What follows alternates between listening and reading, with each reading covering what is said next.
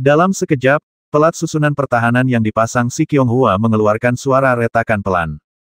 Jelas pelat susunan itu akan runtuh sepenuhnya hanya dalam beberapa tarikan napas lagi. Sebagian besar pelat susunan yang diberikan Ning Cheng kepada Si Qianghua adalah susunan bintang tingkat 3.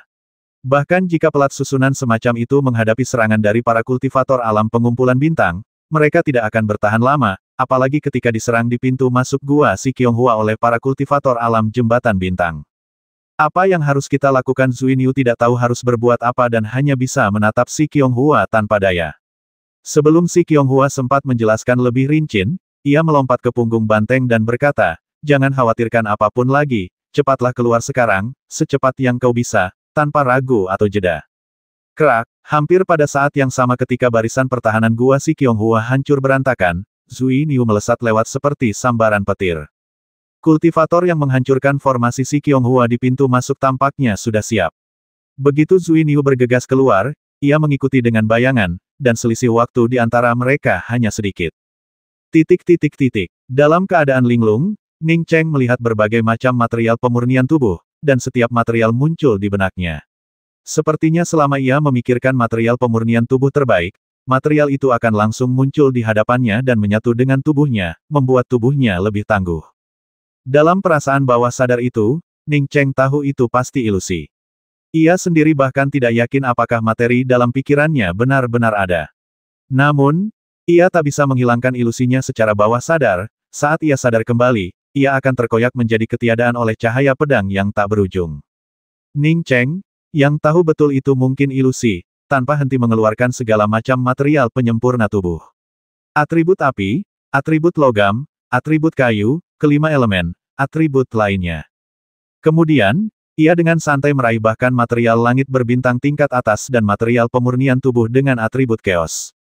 Tubuhnya tampak mengalami berbagai siksaan dan eranisasi. Perasaan itu mustahil dipahami, sungguh misterius dan sulit dipahami.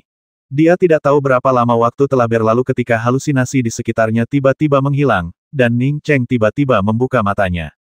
Naluri pertamanya adalah memeriksa tubuhnya, dan dia terkejut menemukan bahwa, selain terbuka bulat, kulitnya halus dan sehat, memancarkan kecantikan yang ramping. Jadi ini nirvana yang berhasil. Ning Cheng mengangkat tangannya dengan takjub untuk memeriksanya. Otot-otot linearnya, meskipun tidak terlalu menonjol, memiliki kekuatan yang tak terbatas. Ning Cheng merasa seolah-olah menyerangnya dengan artefak Dao pun belum tentu akan membuatnya berdarah.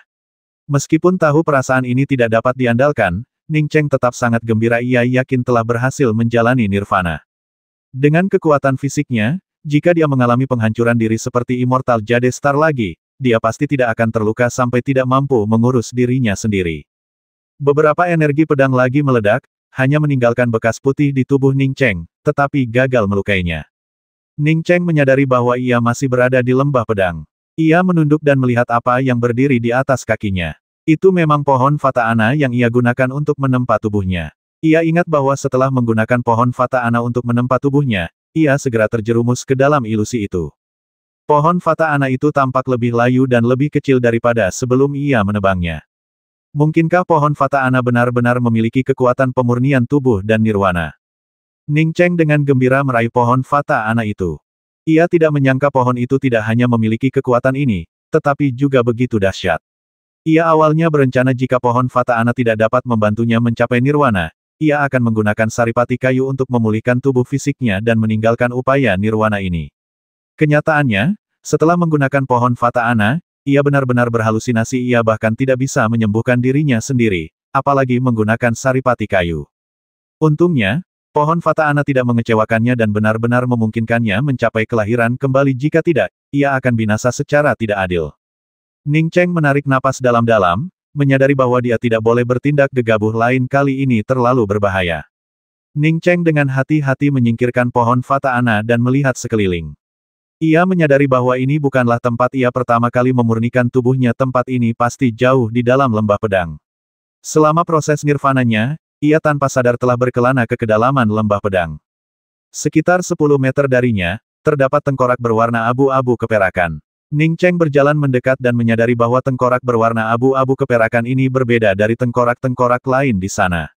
Tengkorak-tengkorak lain akan berubah menjadi abu jika terkena benturan, Tetapi tengkorak berwarna abu-abu keperakan ini sangat keras, bahkan cincin di tangannya pun tidak rusak.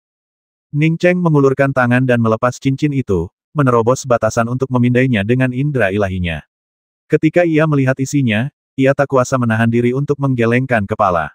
Ia belum pernah melihat seorang kultivator seburuk itu. Di dalam cincin itu hanya ada artefak dao bermutu tinggi yang rusak dan beberapa material. Selain itu, hanya ada beberapa keping giok. Sedangkan untuk pil dan koin bintang, tidak ada sama sekali. Ning Cheng mengeluarkan salah satu slip giok dan memindainya. Slip itu berisi beberapa informasi kultivasi tentang seorang kultivator bernama Zhang Qiushui. Dari slip giok ini, jelas terlihat bahwa kultivator bernama Zhang Qiushui ini sangat teliti. Ia menggunakan semua sumber daya yang ia peroleh untuk penempaan tubuh. Alasan mengapa Zhang Qiushui begitu gigih dalam penyempurnaan tubuhnya adalah karena ia selalu percaya bahwa teknik penyempurnaan tubuhnya adalah yang terbaik di seluruh langit berbintang. Ning Cheng menjatuhkan cincin itu dan segera menemukan apa yang dianggap Zhang Qiushui sebagai teknik penyempurnaan tubuh terbaik. Ning Cheng tidak peduli dengan kekuatan teknik pemurnian tubuh dalam slip giok ini. Yang membuatnya senang adalah bahwa slip giok tersebut mencatat teknik pemurnian tubuh bagi mereka yang telah mengalami nirvana. Setelah seorang kultivator mencapai tingkat ke-9 tubuh dewa, ia harus menjalani nirvana melalui cara eksternal. Tubuh setelah nirvana disebut tubuh bintang. Tubuh bintang terbagi menjadi 4 alam awal, tengah, akhir, dan sempurna. Di luar alam tubuh bintang, ia disebut tubuh sungai bintang.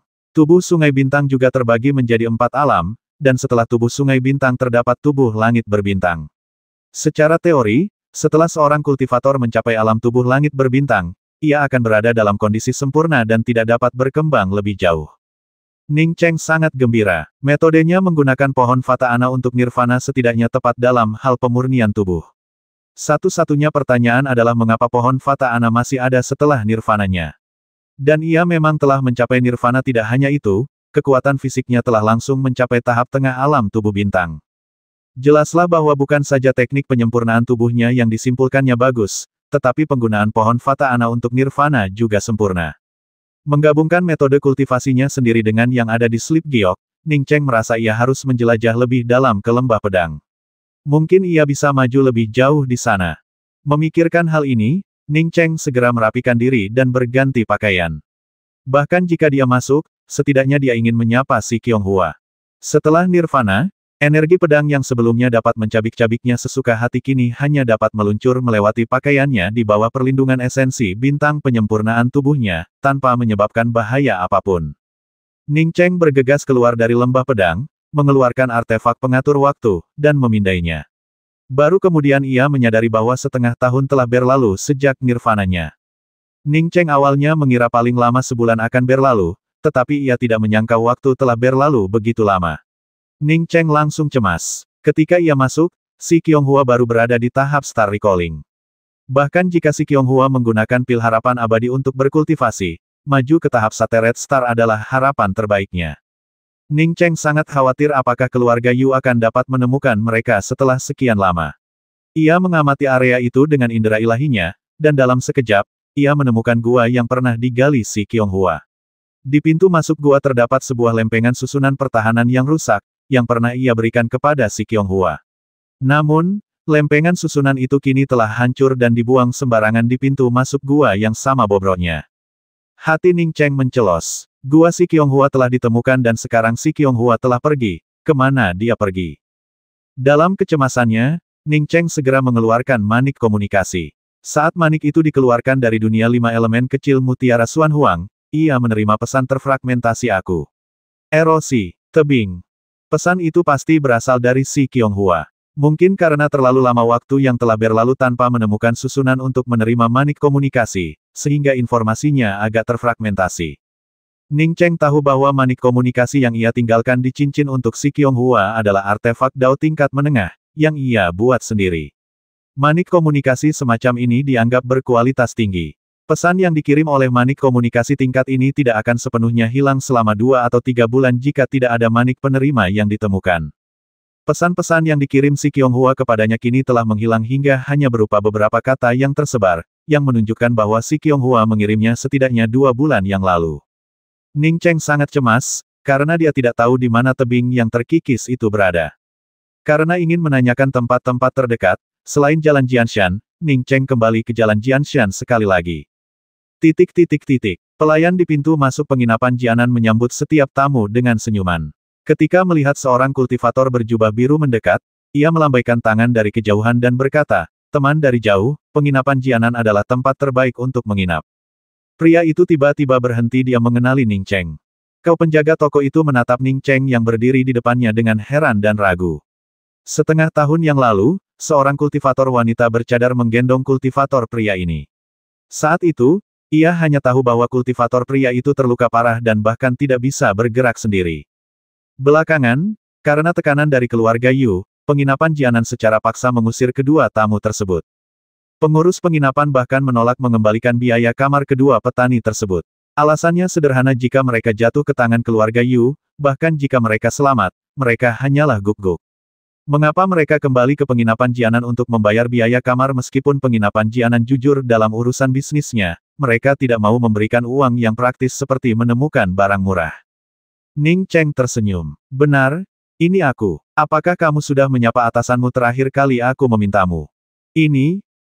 Pelayan itu tergagap cukup lama, tetapi tidak dapat memberikan penjelasan yang masuk akal. Ning Cheng menepuk bahu pelayan itu. Tidak masalah jika kau tidak mengatakan apa-apa. Ketika pelayanmu datang, kau bisa memberitahunya apa yang kukatakan terakhir kali. Aku di sini hari ini untuk menanyakan dua hal kepadamu. Pertama, apakah kau punya kabar tentang kultivator wanita yang meninggalkan penginapan tanpa sepengetahuanku terakhir kali? Kedua, di mana tebing erosi, atau apakah namanya bukan tebing erosi? Ya. Senior, saya. Pelayan itu semakin tergagap. Ning Cheng tampak tersenyum, tetapi bahkan seorang kultivator tingkat rendah seperti Ning Cheng dapat merasakan niat membasmi yang kuat terpancar darinya. Tidakkah kau ingin membicarakannya? Tatapan Ning Cheng berubah dingin. Tidak, jawab pelayan itu sambil melirik ke sekeliling dengan hati-hati sebelum tergagap dengan suara yang lebih pelan lagi. Senior, aku tahu tempat yang kau maksud, namanya tebing erosi kehidupan. Sama mengerikannya dengan lembah pedang. Kudengar begitu kau mencapai tebing erosi kehidupan, kau hanya bisa menyaksikan masa hidupmu lenyap sebelum kau binasa di dalamnya, tak pernah keluar lagi. Di mana tebing erosi kehidupan? Kenapa lokasi ini tidak tertera di peta slip giok yang kau berikan terakhir kali? Hati Ning Cheng mencelos. Ia teringat Laut Senja. Ketika ia dan seorang kultivator wanita lain memasuki Laut Senja, rentang hidup mereka pun lenyap tak terkendali. Penjaga toko itu segera menjelaskan, lokasi di peta itu bernama Lembah Panjang Umur. Dulunya, tempat itu setara dengan Lembah Pedang, yang satu berbahaya dan yang satunya lagi lebih unggul. Banyak petani pergi ke Lembah Panjang Umur untuk bercocok tanam karena setelah bercocok tanam di sana selama beberapa dekade, rasanya baru 1 atau 2 tahun berlalu. Namun, entah mengapa, beberapa ratus tahun yang lalu, Lembah Panjang Umur tiba-tiba berhenti memungkinkan orang untuk berumur panjang. Bukan hanya tidak memberikan umur panjang, tetapi para kultivator yang memasukinya juga mengalami penipisan umur yang cepat. Bahkan kultivator yang paling lama umurnya pun pada akhirnya akan binasa dalam beberapa hari. Kemudian, sebuah prasasti batu didirikan di pintu masuk Lembah Panjang Umur, yang disebut Tebing Penipisan Kehidupan. Namun, karena nama Lembah Panjang Umur memiliki sejarah yang panjang, ia tetap dikenal sebagai Lembah Panjang Umur pada peta slip giok, kecuali untuk prasasti Tebing Penipisan Kehidupan. Agaknya karena takut kepada Ning Cheng, dia mengucapkan kata-kata itu dengan lancar tanpa keraguan sedikitpun. Ning Cheng mengangguk. Ia melanjutkan, tahukah kau kemana wanita yang menggendongku pergi atau kabar apa yang didengarnya? Pelayan itu berbisik, kudengar Yu Tingxi, pengurus keluarga Yu, dan Yu Zhenyi dari keluarga Yu pergi.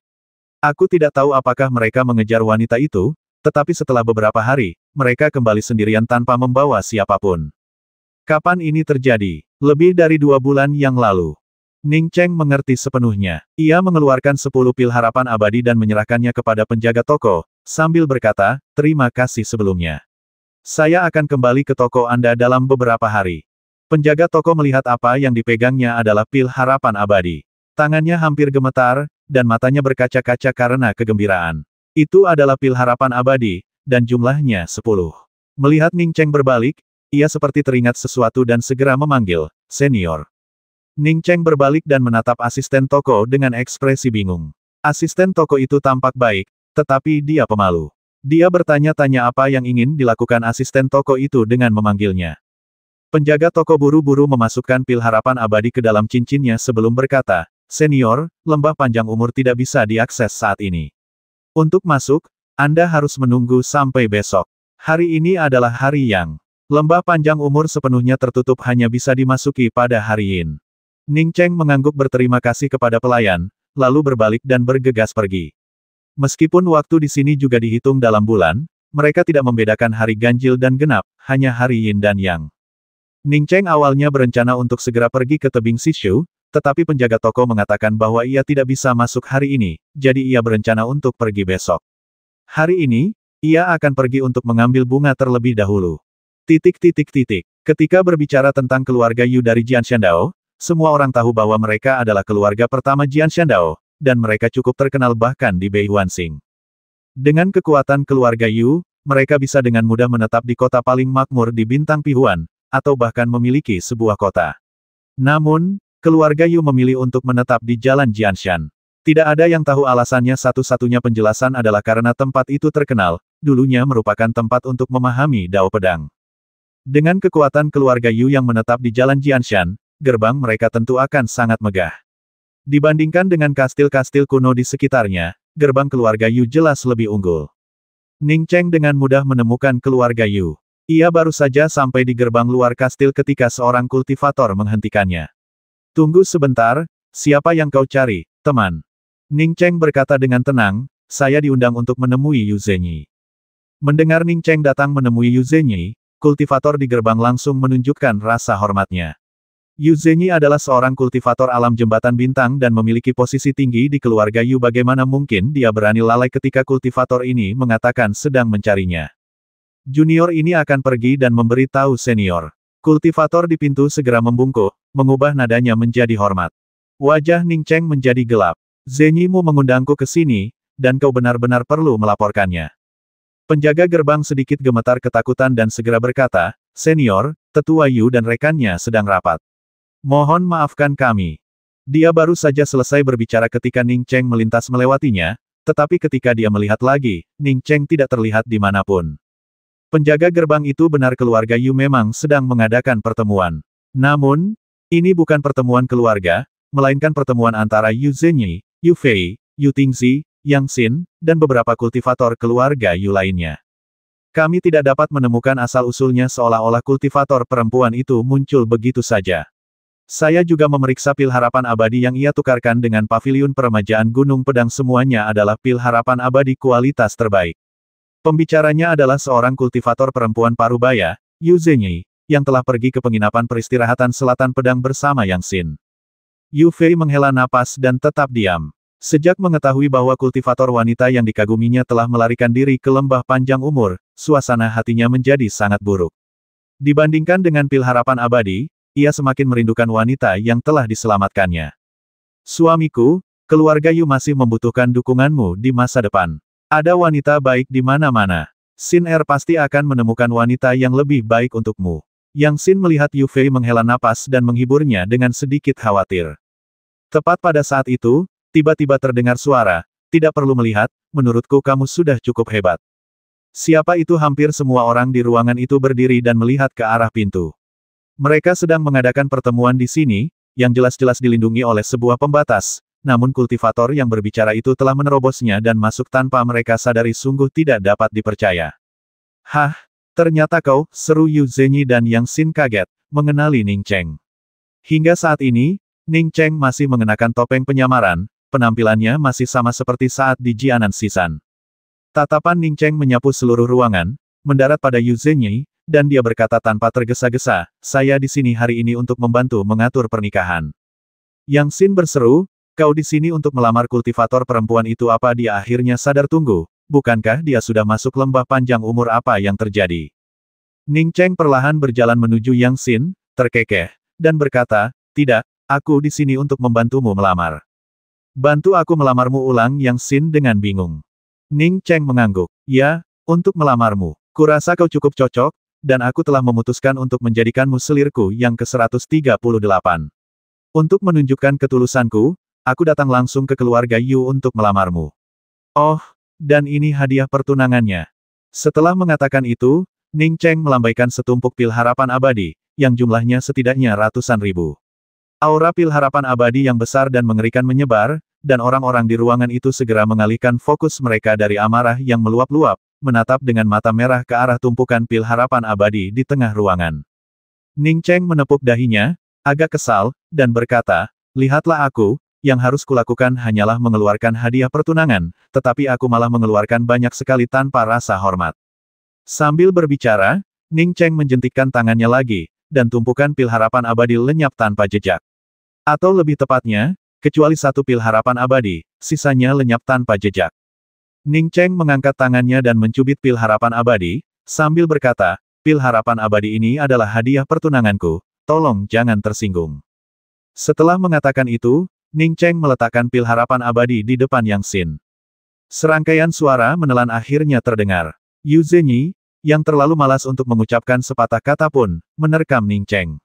Pada saat yang sama, artefak sihirnya melepaskan sinar cahaya yang tak terhitung jumlahnya, cukup untuk mengangkat rumah itu dengan mudah. Jelas, sebelum pil harapan abadi, tidak ada rumah yang berharga. Niat membasmi yang kuat menyelimuti Ning Cheng, seakan-akan ia akan tercabik-cabik oleh niat membasmi yang mengerikan ini jika ia bergerak sedikit saja. Ning Cheng tidak bergerak, bukan karena takut terkoyak oleh niat membasmi, melainkan karena ia enggan bergerak. Ia bahkan tidak menggunakan senjata ajaibnya sebagai gantinya, ia melancarkan pukulan dengan punggung tangannya. Domain yang lebih mengerikan dan niat membasmi yang kuat bagaikan kapak menyebar dengan dahsyat, langsung menyelimuti semua kultivator di ruangan itu. Dihadapkan dengan niat membasmi Ning Cheng yang luar biasa, niat membasmi Yu Zhenyi langsung hancur berkeping-keping, bagaikan balon yang sangat tipis. Domainnya bahkan tak layak disebut ia sepenuhnya ditekan oleh domain Ning Cheng. Dengan bang, pukulan Ning Cheng benar-benar merobek niat membasmi Yu Zhenyi dan menghantamnya langsung ke tubuhnya. Yu Zhenyi memuntahkan beberapa suap darah, dan semua meridian di tubuhnya terputus. Roh primordialnya baru saja muncul ketika dipelintir oleh domain sungai bintang Ning Cheng dan menghilang tanpa jejak. Buk, tubuh tak bernyawa itu jatuh ke tanah, menyebabkan semua orang menahan napas dan menatap kosong ke arah mayat Yu Zhenyi. Siapa sebenarnya orang ini? Dia membasmi Yu Zhenyi, seorang kultivator alam jembatan bintang, dalam waktu kurang dari 1 kali serangan. Dan itu terjadi setelah Yu Zhenyi menyerang lebih dulu. Tingkat kultivasi apa yang dimiliki orang ini? Ning Cheng bertepuk tangan. Kau tak perlu mengambil hadiah pertunanganku, tapi kau tak bisa membasmiku, sungguh. Ah, teriak Yang Xin, baru menyadari betapa mengerikan dan kuatnya Ning Cheng. Saat itu, tatapan Ning Cheng beralih padanya. Tubuhnya sedikit gemetar, lalu meletakkan pil Yongwang di depannya dan menatap Ning Cheng dengan senyum manis, berkata, "Suamiku, aku setuju dengan lamaranmu. Mulai sekarang, Xin Er milikmu." Nada suaranya menawan dan lembut, seolah Ning Cheng adalah segalanya baginya. Ning Cheng tercengang. Benarkah ada wanita seperti itu menyetujui lamarannya di depan suaminya? Yu Fei sudah ketakutan dan geram ketika melihat Ning Cheng membasmi Yu Zhenyi dengan begitu mudahnya. Kini, melihat penampilan Yang Xin, ia semakin marah dan memuntahkan seteguk darah. Ia selalu bangga memiliki wanita yang begitu pengertian seperti Yang Xin sebagai istrinya, tetapi ia tak pernah menyangka istrinya yang sombong itu akan menyetujui lamaran orang lain tepat di hadapannya. Yang Xin tidak memperhatikan penampilan Yu Fei. Matanya yang indah menatap Ning Cheng, seolah-olah mengungkapkan banyak hal, menunjukkan kekaguman dan kerinduannya. Apa yang dia incar dari Yu Fei bukankah itu karena sumber daya kultivasi yang melimpah pengaruh keluarga Yu di jalur Gunung Pedang tidak hanya memungkinkannya menjalani kehidupan yang lebih baik, tetapi juga mempermudah kultivasinya. Kalau tidak, dia bukan orang bodoh. Mengapa dia secara aktif membantu suaminya menemukan wanita hanya untuk menyenangkannya? Kultivator di depanku baru saja mengeluarkan tumpukan pil harapan abadi, dan dengan serangannya yang mengerikan, bukankah mengikutinya akan jauh lebih baik daripada tetap tinggal di keluarga Yu? Kultivasi ganda bahkan lebih bermanfaat baginya. Apa bedanya dengan siapa ia berkultivasi selama kebudewa kultivasinya terpenuhi? Tidak masalah siapa prianya. Ia tidak meragukan kata-kata Ning Cheng. Ia percaya diri. Bahkan dengan standar tinggi tuan muda keluarga Yu, ia tetap terpikat olehnya. Wajar jika kultivator yang telah membasmi Yu Zhenyi dalam satu gerakan ini menyukainya. Akan aneh jika ia tidak menyukainya. Mengingat kembali gadis muda bercadar yang mengikuti kultivator ini, dan bagaimana ia memberinya setumpuk pil harapan abadi, seberapa kuatkah dia dibandingkan gadis naif itu mengikuti kultivator ini, bukankah tingkat kultivasinya akan meroket? Ning Cheng menggelengkan kepalanya tanpa berkata-kata, terlalu malas untuk membuang kata-kata lagi pada Yang Xin. Entah Yang Xin mencoba mendekatinya dengan alasan palsu atau benar-benar menginginkan sumber daya kultivasinya, dia tidak menganggap serius wanita ini. Setelah melirik orang-orang panik lainnya di ruangan itu, Ning Cheng berkata, selain Yu Zhenyi, siapa lagi yang mengantar istriku ke tebing panjang umur? Tatapan semua orang tertuju pada seorang pria parubaya. Pria ini kemudian berbicara dengan tajam, dan leluhurmu, Yu Tingzi. Saat ia berbicara, sebuah senjata ajaib berbentuk kerucut raksasa melesat ke arah Ning Cheng. Ia tahu ia ditakdirkan melawan seorang kultivator seperti Ning Cheng, jadi ia mungkin juga melawan balik dengan sekuat tenaga. Seorang kultivator di tahap awal alam jembatan bintang bukanlah tandingan Ning Cheng. Ning Cheng melangkah kecil ke depan dengan kaki kirinya dan melancarkan serangan tinju kapak lainnya. Kali ini, pukulan kapaknya tidak menyapu semua kultivator di ruangan itu, tetapi hanya menyelimuti Yu Tingzi sepenuhnya. Perbedaan kekuatan tak terjembatani oleh kekuatan kasar belaka. Baik Yu Tingzi maupun Ning Cheng berada di level kultivasi jembatan bintang, tetapi kekuatan mereka berada di level yang sangat berbeda. Ning Cheng hanya melangkah sedikit ke depan. Yu Tingzi membeku seketika. Senjata ajaib berbentuk kerucut yang dilepaskannya tampak turun perlahan, membuatnya tak berdaya saat pukulan Ning Cheng merobek wilayahnya dan menghantam dantiannya. Dengan suara gedebuk, tubuh Yu Tingzi jatuh menimpa Yu Zhenyi seperti karung yang robek. Beberapa orang yang tersisa di ruangan itu tidak berani berbicara atau bergerak. Bahkan Yu Fei, yang begitu marah kepada istrinya hingga muntah darah, menatap kosong ke arah Ning Cheng, bertanya-tanya bagaimana mungkin dia membawa orang yang begitu kejam ke keluarga Yu. Ning Cheng tidak melanjutkan serangannya. Ia hanya melirik Yu Fei dan berkata dengan dingin, terima kasih telah menyelamatkan istriku sekali, jadi aku akan mengampunimu hari ini. Demi kebaikanmu, aku juga tidak akan membasmi istrimu. Keluarga Yumu telah memaksa istriku ke tebing panjang umur, dan aku sudah membalas dendam. Mulai sekarang, aku tidak ada hubungannya dengan keluarga Yumu. Jika keluarga Yumu ingin membalas dendam, datanglah, aku akan menunggu. Setelah mengatakan itu, Ning Cheng berbalik dan menghilang dalam beberapa langkah. Melihat Ning Cheng menghilang, orang-orang di rumah itu tiba-tiba menyadari bahwa mereka semua telah melarikan diri. Yang Xin berteriak nyaring, kita harus menemukan leluhurnya. Kita harus menemukan leluhurnya untuk membalaskan dendam keluarga Yu kita. Diam, wajah Yu Fei berubah semakin pucat saat dia melotot ke arah Yang Xin dan meraung. Yang Xin menggigil secara naluriah, baru kemudian menyadari bahwa ini pertama kalinya Yu Fei berbicara kepadanya dengan begitu marah.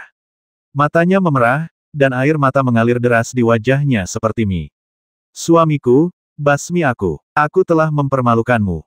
Kenapa Yang Xin? Kenapa kau lakukan ini? Sudah berapa kali kau bilang kau rela mati untukku? Sudah berapa kali kau bilang tanpaku, kau pasti sudah mati, tapi hari ini, kau. Yu Fei menatap wajah pucat Yang Xin dan berkata, kata demi kata.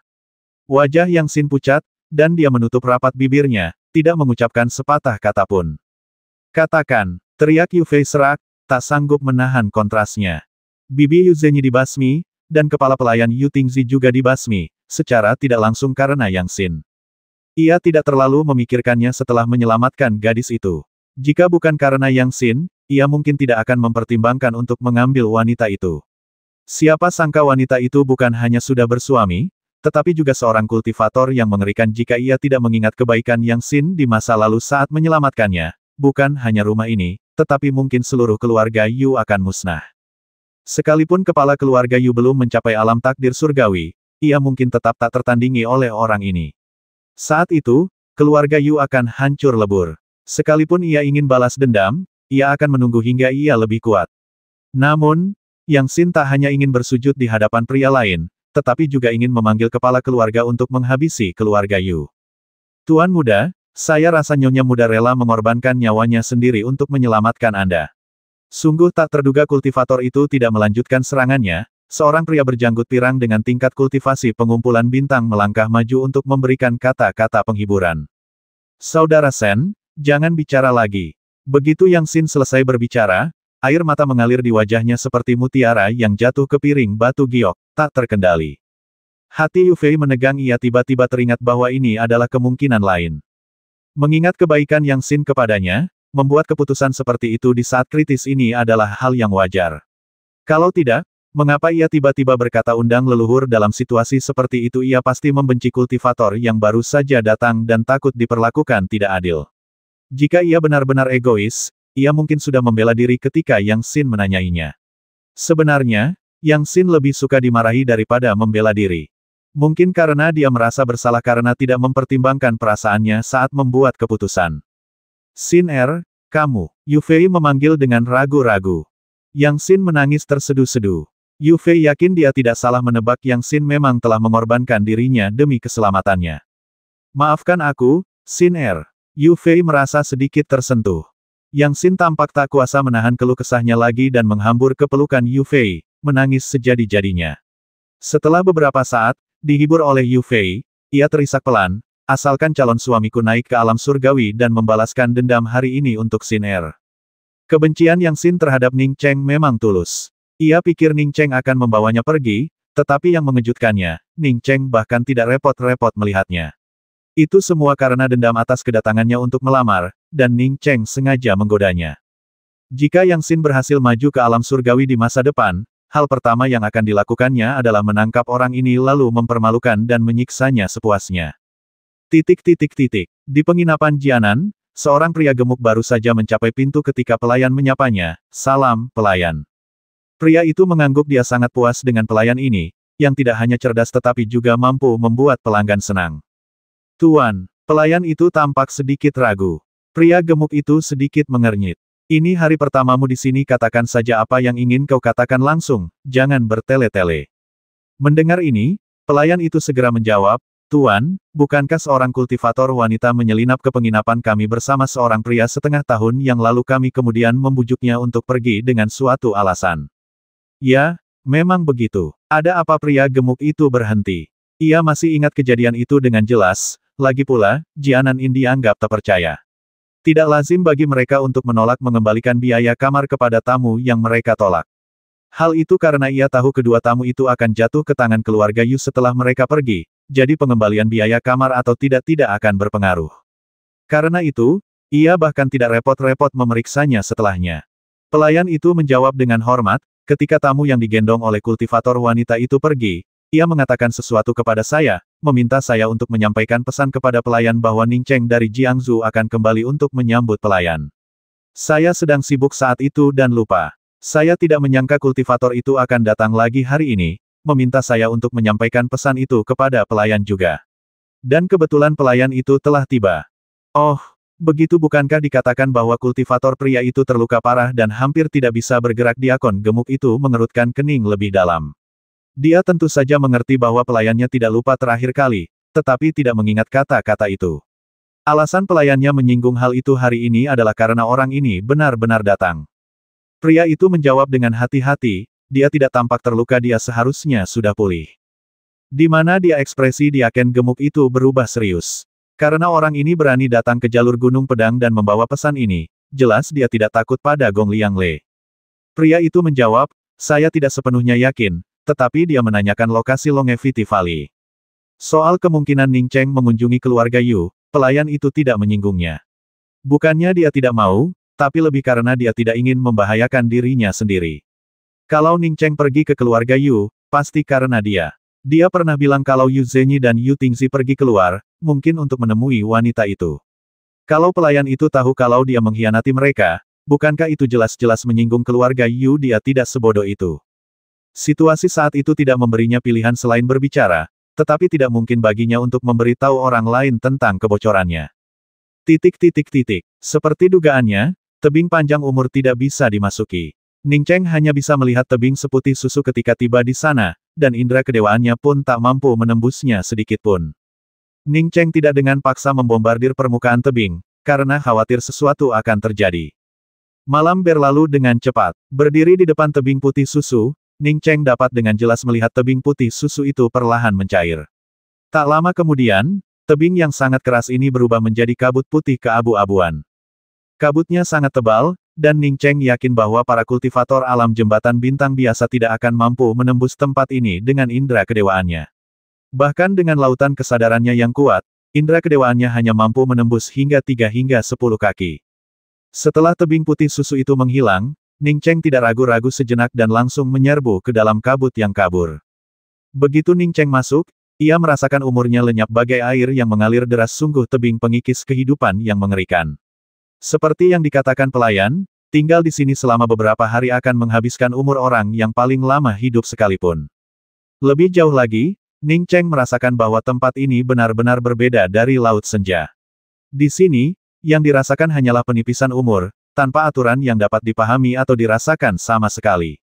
Di Laut Senja, yang dirasakan bukanlah penipisan umur, melainkan perjalanan waktu sebuah perbedaan mendasar. Dengan kata lain, di sini rentang hidup seseorang terus-menerus dikonsumsi, sementara di Laut Senja, waktu di sekitar rentang hidup seseorang berlalu dengan cepat. Merasa umurnya semakin pendek, Ning Cheng sangat khawatir. Bahkan seorang kultivator seperti dirinya, yang hampir memahami dasar-dasar hukum waktu, tidak dapat menghentikan berkurangnya umurnya begitu cepat.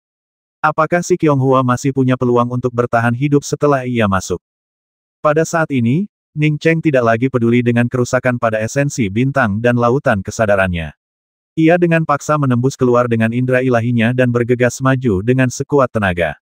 Setengah dupa kemudian, Ning Cheng tiba-tiba berhenti. Dia melihat Zui Niu, dan kemudian dia melihat si Qianghua. Banteng itu kini benar-benar tak bernyawa, ambruk ke tanah dengan napas tersengal-sengal. Si Qianghua duduk sekitar 2 zang dari banteng itu, tak bergerak. Tak ada napas, tak ada tanda-tanda kehidupan, begitu pula penampilan dan rambutnya. Tebing panjang umur mengikis umurnya, tetapi tidak menghilangkan kecantikannya.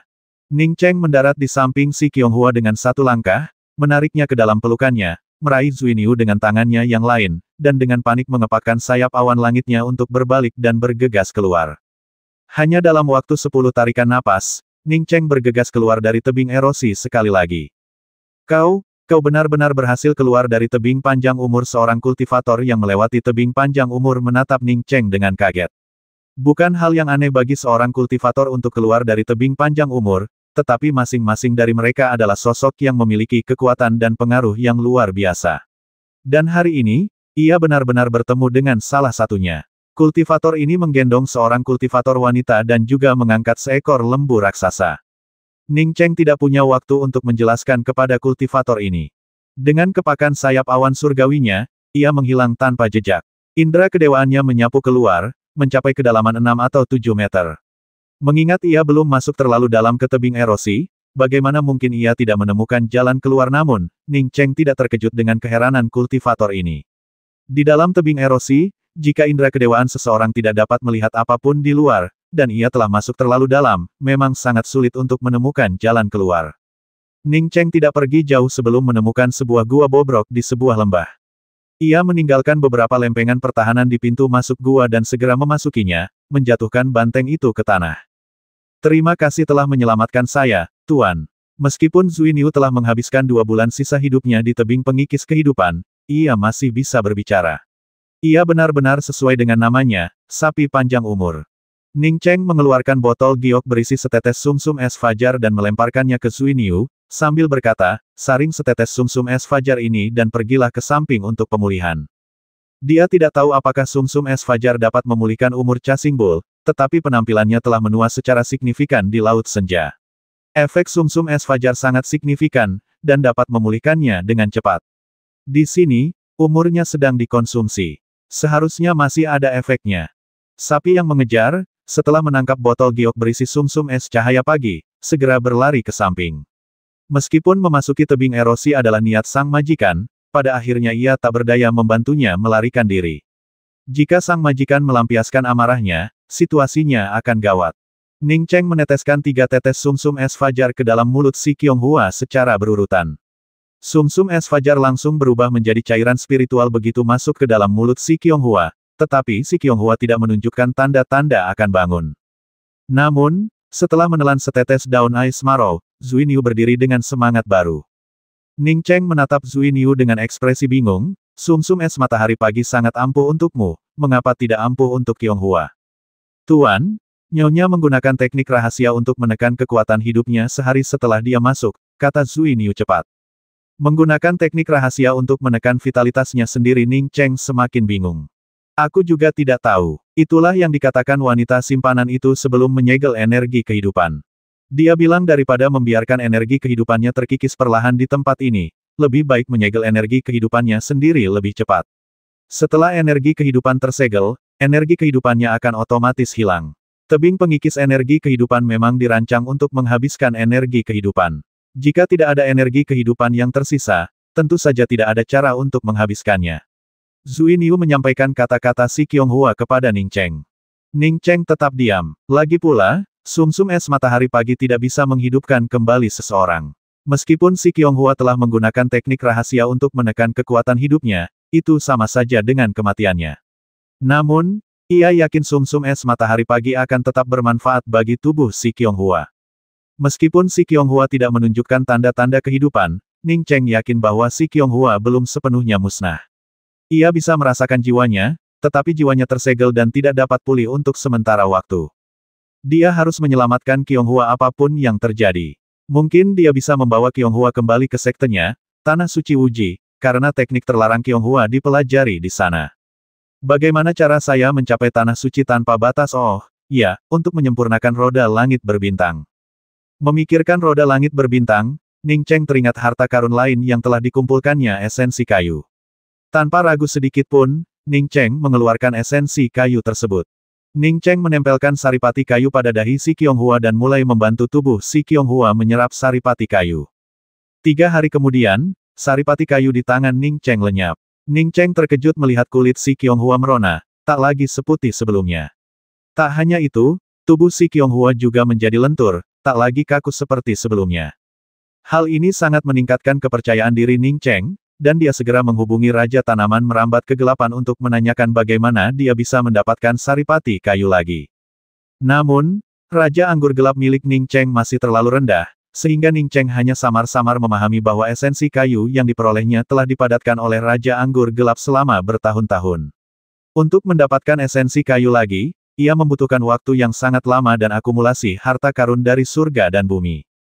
Mengetahui bahwa esensi kayu sangat sulit diperoleh, Ning Cheng merasa jauh lebih tenang. Satu-satunya ketakutannya adalah kehilangan arah dengan arah, ia yakin dapat membantu Qianghua memulihkan umur dan jiwanya. Ia menggendong Si Qianghua, bersiap mencari tempat yang lebih aman untuk membuka gua dan menyempurnakan roda langit berbintang. Saat itu, ia benar-benar merasakan denyut nadi Si Qianghua. Hal ini membuat Ning Cheng senang. Denyut nadinya berdebar kencang, yang berarti roh primordial Si Qianghua hanya tersegel oleh teknik rahasianya sendiri. Selama ia menemukan cara, ia bisa membuat Si Qianghua terbangun sepenuhnya. Mungkin bahkan tanpa pergi ke Tanah Suci tanpa batas, dia masih bisa membangunkan Si Qianghua. Benua bintang terbesar di langit ilahi secara alami adalah benua bintang langit ilahi, dan tempat paling terkenal di benua bintang langit ilahi bukanlah kota langit ilahi, tetapi Istana 9 Phoenix di Gunung Kaisar 9 Phoenix. Kota bintang sentian adalah kota bintang terbesar di benua bintang sentian, tetapi Yi Jiufeng, Kaisar bintang abadi pertama dari langit bintang agung sentian, tidak tinggal di kota bintang sentian, melainkan di Gunung Kaisar Jiufeng.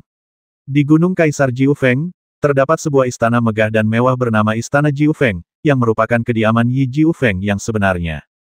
Tawar yang terdengar di luar Gunung Kaisar Jiufeng, paviliun hati yang menusuk datang mengunjungi adik Jiufeng, tetapi adik Jiufeng menutup gerbang gunung rapat-rapat. Ini bukan cara menyambut tamu. Begitu suara itu berakhir, Yi Jiufeng, berpakaian merah, muncul di luar Gunung Kaisar Jiufeng. Ia menangkupkan tangannya untuk memberi salam kepada seorang cendekiawan parubaya dan berkata, Saudara Xinlou telah datang dari jauh, dan saya pasti akan memperlakukan Anda sebagai tamu terhormat. Namun, saya tidak tahu apakah Anda datang ke sini khusus untuk menyusahkan saya. Saya sudah mengatakan bahwa tidak seorang pun dapat mengambil aprikot angin dan petir. Chuan Xinlou, mengenakan jubah seorang cendekiawan Konfusianisme, berdiri di kehampaan, jubahnya berkibar tanpa angin, memancarkan aura riang dan bebas. Mendengar kata-kata Yi Jiufeng, ia tertawa lagi dan berkata, Adik junior Jiufeng, kau terlalu banyak berpikir. Aku tidak datang ke sini untuk Feng Leixing. Jika demi Feng Leixing, aku pasti sudah kembali ke bintang Xianyu, daripada menunggu sampai sekarang untuk datang ke sini. Saudara Xinlou, jujur saja. Kalau kau di sini bukan untuk Feng Leixing, lalu apa yang membawamu ke sini? Yi Jiufeng sama sekali tidak berniat membiarkan Chuan Xinlou masuk ke Gunung Kaisar Jiufeng. Chuan Xinlou tersenyum tipis lagi, berkata tanpa rasa khawatir, saya di sini untuk membantu Suster Junior Jiufeng. Kalau tidak salah, Suster Junior Jiufeng sedang dalam situasi yang sangat sulit saat ini. Yi Jiufeng mencibir, aku, Yi Jiufeng, bahkan tidak menganggap Qiao Kairui sebagai ancaman.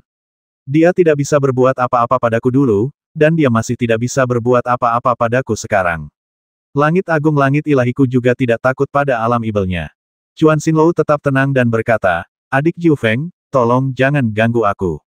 Kamu tentu saja tidak takut pada Kiao Kairui, tapi bagaimana kalau kita tambahkan Zhang Kang Tianji ke dalamnya? Pada titik ini, Chuan Xinlou berhenti sejenak dengan sengaja.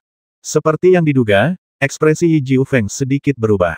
Ia sudah lama tahu bahwa Kiao Kairui dan Zhang Kang Tianji mungkin akan bergabung, dan jika mereka melakukannya, ia pasti bukan tandingan mereka. Tapi bukan itu yang paling ia takuti. Yang paling ia takuti adalah pria Chuan Xinlou di hadapannya ini. Ia kejam dan licik, wajahnya yang tersenyum menutupi hatinya yang kelam. Jika ia memanfaatkan kesempatan untuk ikut campur. Saat itu, Chuan Xinlou dengan santai berkata lagi, jika menambahkan Zhang Kang Tianji tidak cukup, bagaimana kalau menambahkan Chuan Xinlou juga? Ekspresi Yi Jiu Feng akhirnya berubah drastis. Ia berkata dengan wajah muram, jika kau ingin datang ke langit berbintang agung surgawiku, datanglah. Aku, Yi Jiu Feng, bukanlah orang yang mudah diintimidasi. Chuan Xinlou tahu bahwa Yi Jiu Feng keras kepala, jadi dia tidak terus memprovokasinya. Sebaliknya, dia berkata dengan lembut, adik Jiu Feng, jika aku ingin bergabung dengan mereka, aku sudah melakukannya sejak lama. Aku di sini hari ini untuk membantu adik Jiu Feng. Jika adik Jiu Feng bersedia, aku, Chuan Xinlou, dengan ini menyatakan bahwa aku tidak akan pernah berdiam diri dan menyaksikan langit berbintang surgawi diserbu. Yi Jiu Feng melirik Chuan Xinlou, menarik napas, lalu berkata perlahan, saudara Xinlou, apa yang kau inginkan katakan saja langsung. Aku tidak suka bertele-tele. Chuan Xinlou bertepuk tangan dan berkata setuju, sangat mudah berbicara dengan suster junior Jiu Feng. Aku, Chuan Xinlou, tidak menginginkan apapun. Aku hanya ingin suster junior Jiu Feng mengerahkan seluruh langit agung langit ilahi untuk membantuku menemukan seseorang. Aku hanya tahu bahwa orang ini telah datang ke langit agung langit ilahi, tetapi aku tidak tahu di planet mana dia berada. Melihat Chuan Xinlou tampaknya tidak bercanda, Yi Jiu Feng ragu sejenak, tetapi tetap mengundang Chuan Xinlou ke istana Jiu Feng. Setelah para tamu dan tuan rumah duduk, Yi Jiu Feng tidak berbasa-basi dan bertanya langsung, saudara Xinlou, siapa sebenarnya yang Anda butuhkan bantuan saya untuk ditemukan? Chuan Xinlou tersenyum tipis, mengeluarkan potret yang agak kabur, dan berkata, temukan orang ini. Yi Jiu Feng mengerutkan kening. Potret ini sangat buram, bagaimana kita bisa menemukannya? Chuan Xinlou tidak khawatir dengan potret yang kabur itu dan dengan percaya diri berkata, aku tahu, tapi kultivator ini kemungkinan besar adalah yang menunggangi kilin pemburu angin. Senjata ajaib yang ia gunakan bisa tombak atau kapak, atau keduanya. Ia mungkin memiliki sepasang sayap awan surgawi, dan itu bukan senjata sihir tingkat rendah. Selain itu, ia juga memiliki senjata sihir penyamaran yang lumayan yang dapat mengubah penampilannya. Yi Jiu Feng tiba-tiba mengerti dan menatap Chuan Xinlou, lalu berkata, saya mengerti. Apakah Anda curiga bahwa kultivator yang mengambil mutiara asal bumi adalah orang ini, dan bahwa dia juga yang mengambil roda langit berbintang? Benar, itu dia yang kucari. Chuan Xinlou tahu ia membutuhkan bantuan Yi Jiu Feng, dan tak ada cara untuk menyembunyikannya.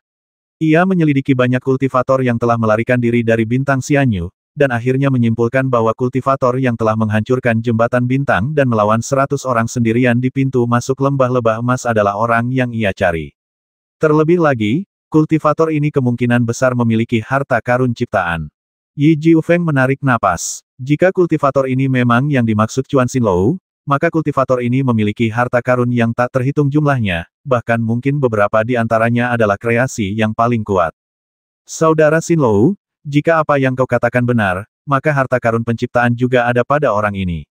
Bukankah akan sangat rugi jika aku membantumu seperti ini? Hati Yi Jiu Feng sudah bergejolak gembira setelah mengetahui bahwa orang ini berada di langit berbintang surgawi. Chuan Xinlou berkata dengan suara berat, adik Jiu Feng, aku tidak akan menyembunyikan apapun darimu. Sebelumnya, kita tidak saling percaya. Pembicaraan tentang bagaimana harta karun ciptaan akan dibagi di antara beberapa orang itu omong kosong belaka. Kita hanya ingin menunggu harta karun ciptaan muncul agar semua orang bisa bersaing untuk mendapatkannya. Kita hanya tidak mengatakannya dengan lantang. Sekarang setelah kita bekerja sama, aku hanya menginginkan harta karun ciptaan. Sisa roda langit berbintang, mutiara asal bumi, dan semua yang berhubungan dengan kultivator itu adalah milikmu. Bahkan pecahan ciptaan yang muncul di langit berbintang agung sutian milikku, jika kita menemukannya di masa depan, juga akan menjadi milikmu. Yi Jiufeng tetap diam. Roda langit berbintang dan mutiara asal bumi adalah harta karun yang tak tertandingi. Namun, keduanya tak ada apa-apanya dibandingkan dengan harta karun ciptaan. Persatuan menguntungkan keduanya, perpecahan merugikan keduanya. Jika adik Jiufeng tidak setuju, aku akan pergi ke alam ibel atau alam monster untuk mencari bantuan. Chuan Xinlou berdiri. Ia yakin Yi Jiufeng akan setuju. Yi Jiufeng menggertakkan giginya, berdiri, dan berkata, "Oke, saya setuju." Gong Liangle dari penginapan Jianan awalnya tidak memperdulikan apa yang dikatakan pelayan itu, tetapi ketika dia mengetahui bahwa Yu Zhenyi dan Yu Tingzi, yang mengejar kultivator wanita itu, telah dibasmi oleh seseorang, dia langsung menjadi ketakutan. Dibandingkan dengan Yu Zhenyi dari keluarga Yu, dia bukan apa-apa. Jika Jiangzu Ningcheng benar-benar yang membasmi Yu Zhenyi dan Yu Tingzi, Gong Liangle bahkan tidak pantas ditampar. Gong Liangle merasa sangat menyesal setiap kali memikirkan bagaimana ia telah menipu seseorang hingga puluhan ribu koin ungu. Puluhan ribu koin ungu tidak berarti apa-apa baginya mengapa ia melakukan hal sebodoh itu. Khawatir Ningcheng akan datang mengetuk pintunya, Gong Liangle berpikir panjang dan keras sebelum akhirnya mengambil keputusan. Ketika Ningcheng dari Jiangzu itu datang, ia akan memberinya kompensasi 100 kali lipat ia masih bisa mendapatkan 1 juta koin ungu.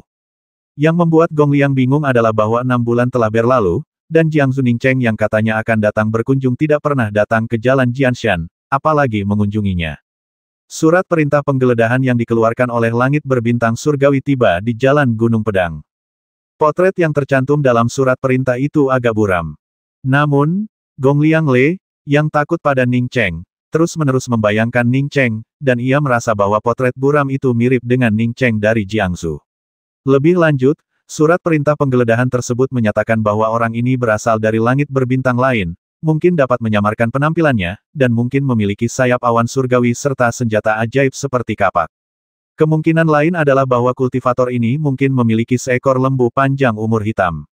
Dengan mempertimbangkan semua kondisi ini, Gong Liangle menduga bahwa potret itu hampir pasti Ningcheng di Jiangsu. Namun, Gong Liangle tetap tidak melaporkannya. Pertama, ia tidak sepenuhnya yakin, dan kedua, meskipun imbalan yang tercantum dalam surat perintah penggeledahan itu besar, apakah ia benar-benar bisa mendapatkannya adalah masalah lain. Awalnya, dia telah menyinggung Ningcheng, dan berdasarkan cara Ningcheng menghadapi keluarga Yu, dia paling-paling hanya perlu membayar beberapa koin ungu, dan nyawanya seharusnya tidak terancam. Namun, jika dia melaporkannya, dan Ningcheng tidak segera ditangkap, maka dia akan berada dalam bahaya besar. Gong Liangle sangat menyadari bahwa tidak ada yang akan peduli dengan hidupnya selain orang yang melaporkannya. Ia percaya bahwa orang lain akan melaporkannya secara otomatis tanpa perlu dirinya sendiri. Nyatanya, Gong Liangle tidak menebak-nebak, dan ia tidak berlama-lama memikirkannya sebelum berita tentang seseorang yang menunggangi lembu hitam dengan kecepatan tinggi di sepanjang jalan Jianshan dilaporkan. Hanya saja karena Ningcheng digendong si Qianghua, hanya sedikit orang yang memperhatikan kemunculan Ningcheng. Ningcheng memang tidak pergi ke jalur Gunung Pedang. Bukan hanya tidak pergi ke jalur Gunung Pedang, ia bahkan tidak berhenti di Bintang Pihuan. Setelah menyadari bahwa ia perlu menyempurnakan roda langit berbintang, ia segera meninggalkan Bintang Pihuan. Alasan utamanya bukanlah karena ia tahu menara penusuk hati telah menemukan langit berbintang agung surgawi dan mengeluarkan surat perintah penggeledahan untuknya di planet-planet yang tak terhitung jumlahnya di dalamnya. Melainkan, ia takut keributan yang disebabkan oleh pemurnian roda langit berbintang akan terlalu besar, dan aura roda langit berbintang akan menghilang dan ditemukan oleh makhluk-makhluk kuat Bintang Pihuan. Langit berbintang yang luas dan tekstur roda langit berbintang yang lapuk dan kuno merupakan alasan utama kekhawatiran Ningcheng. Jadi, setelah Ningcheng meninggalkan Bintang Pihuan, ia melakukan perjalanan selama hampir sebulan menggunakan sayap awan langit sebelum akhirnya menemukan tempat tinggal di dalam sebuah meteorit terbengkalai di langit berbintang. Ia berencana untuk menyempurnakan roda langit berbintang di sana. Ningcheng tidak menyangka bahwa sedikit kewaspadaannya akan menyelamatkannya dari kematian. Jika tidak, jika ia tetap berada di Bintang Pihuan, secepat apapun ia pasti akan menjadi korban menara Pierre Ching Heart. Awalnya, Ningcheng berencana menghabiskan beberapa hari untuk menyempurnakan roda langit berbintang. Namun, ketika ia benar-benar mulai menyempurnakannya, ia menyadari betapa naifnya ia. Ia tidak tahu berapa banyak batasan yang dimiliki roda langit berbintang, ia hanya tahu bahwa ia telah menyempurnakan 36 batasan selama 3 bulan berturut-turut. Untungnya, meskipun Si Qianghua tidak sadarkan diri, ia dapat secara otomatis menyerap energi bintang untuk berkultivasi. Meskipun penyerapan ini tidak meningkatkan tingkat kultivasinya, penyerapan ini memungkinkannya untuk mempertahankan kondisi ini. Untuk mempercepat kemajuannya, Ning Cheng menghabiskan 3 bulan lagi. Ketika ia menyempurnakan set batasan ke-49, terlepas dari bagaimana ia menyempurnakannya, roda langit berbintang tetap sama sekali tidak terpengaruh. Ning Cheng tidak melanjutkan penyempurnaannya. Ia tahu bahwa kultivasinya terbatas, dan roda langit berbintang adalah senjata sihir terbang tingkat atas, jadi wajar saja jika ia tidak bisa menyempurnakannya sepenuhnya. Namun, Ning Cheng tidak kecewa. Meskipun ia tidak tahu berapa banyak batasan yang dimiliki roda langit berbintang, ia tahu bahwa roda itu sudah bisa berubah menjadi beberapa bentuk. Setelah ia benar-benar menyempurnakan roda langit berbintang, kecepatannya tidak hanya akan sebanding dengan teleportasi, tetapi juga akan mampu berubah menjadi lebih banyak bentuk. Baru pada saat inilah Ning Cheng benar-benar menyadari bahwa tidak peduli seberapa bagus atau cepatnya sebuah kapal antariksa, ia tidak dapat berubah bentuk sesuka hati seperti artefak ajaib seperti roda bintang. Ning Cheng mengubah roda langit berbintangnya menjadi mobil terbang runcing biasa, dengan 4 roda, agak mirip dengan kendaraan off-road di bumi. Namun, mobil ini beberapa kali lebih besar daripada kendaraan off-road di bumi. Di dalam wahana terbang tersebut terdapat sebuah ruangan besar tempat Si Qianghua beristirahat. Selama 6 bulan Ning Cheng menyempurnakan roda langit berbintang, Si Qianghua selalu berada di sisinya. Kini, Si Qianghua sudah terbiasa dengan kehadirannya, dan akan merasa cemas jika ia meninggalkan ruangan tersebut dalam waktu yang lama. Oleh karena itu, Ning Cheng tetap menggunakan ruangan tersebut, baik untuk menemani Si Qianghua maupun untuk mengoperasikan roda langit berbintang. Ning Cheng baru saja mengaktifkan roda langit berbintang ketika indera ilahinya tak lagi mampu menangkap pemandangan di luar. Ia segera menyadari bahwa kecepatan roda langit berbintang kemungkinan besar bahkan lebih cepat daripada kapal antariksa kelas atas. Ini karena ia belum menyempurnakannya sepenuhnya. Setelah ia menyempurnakannya, akankah ia seperti yang dikatakan saudara Chang Wei bahkan mampu menembus batas antariksa? Ning Cheng awalnya berencana kembali ke Jalan Gunung Pedang untuk berurusan dengan pengurus penginapan Selatan Pedang, tetapi karena kecepatan roda langit berbintang yang luar biasa, ia segera mengurungkan niatnya. Berurusan dengan pengurus itu mudah karena sekarang roda langit berbintangnya memiliki kecepatan seperti itu, ia dapat dengan mudah kembali ke Sungai Bintang Kunzuo. Sesampainya di sana, ia yakin dapat menemukan kota hitam tanpa akar. Dibandingkan kembali ke kota hitam Wujin untuk menemui Luo Fei, Ning Cheng langsung mengesampingkan semua hal lainnya. Luka Qianghua tampaknya membaik, dan mungkin ia bisa membantunya pulih sepenuhnya tanpa harus pergi ke Tanah Suci Wuji. Lagi pula, jika ia pergi ke Tanah Suci Wuji, dengan tingkat kultivasinya saat ini, ia tidak akan bisa berbicara dengan Tuan Suci itu sama sekali. Ning Cheng menyempurnakan 49 batasan pada roda langit berbintang, dan beberapa posisi bintang kini dapat ditampilkan pada pelat orientasinya. Setidaknya Ning Cheng melihat 4 langit berbintang besar di atasnya. Setelah mengatur roda langit berbintang untuk menuju langit berbintang pusat, Ning Cheng mengutus Sui Niu untuk mengawasi penerbangan roda langit berbintang dan mencatat situasi di sepanjang perjalanan. Ia sendiri tinggal di kamar untuk melanjutkan kultivasinya. Chuan Xinlou dan Yi Jiufeng, yang praktis telah membalikkan seluruh langit berbintang surga ilahi, tidak tahu bahwa Ning Cheng hendak meninggalkan langit berbintang surga pusat. Di dalam roda langit berbintang, Ning Cheng dengan panik berkultivasi menggunakan pil harapan abadi.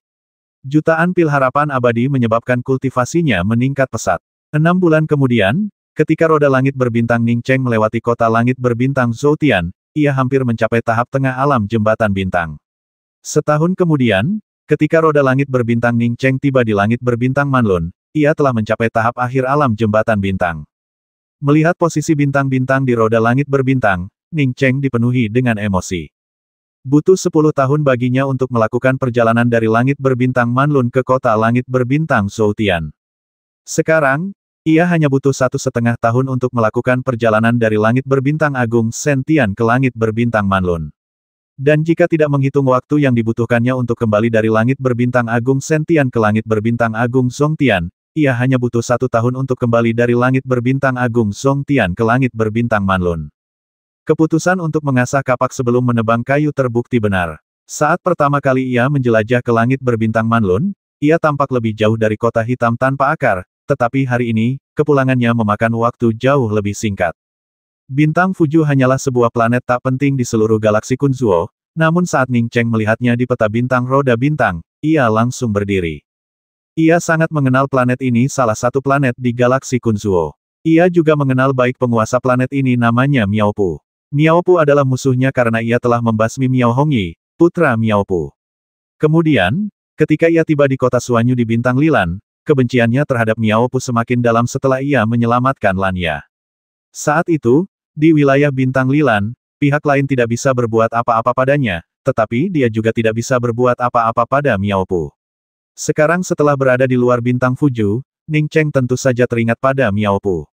Kemudian Ning Cheng menyadari bahwa tempat ini seharusnya paling dekat dengan kota hitam Wujin, dan para kultivator yang keluar dari kota hitam Wujin biasanya akan datang ke tempat ini sebagai tempat persinggahan pertama mereka di langit berbintang.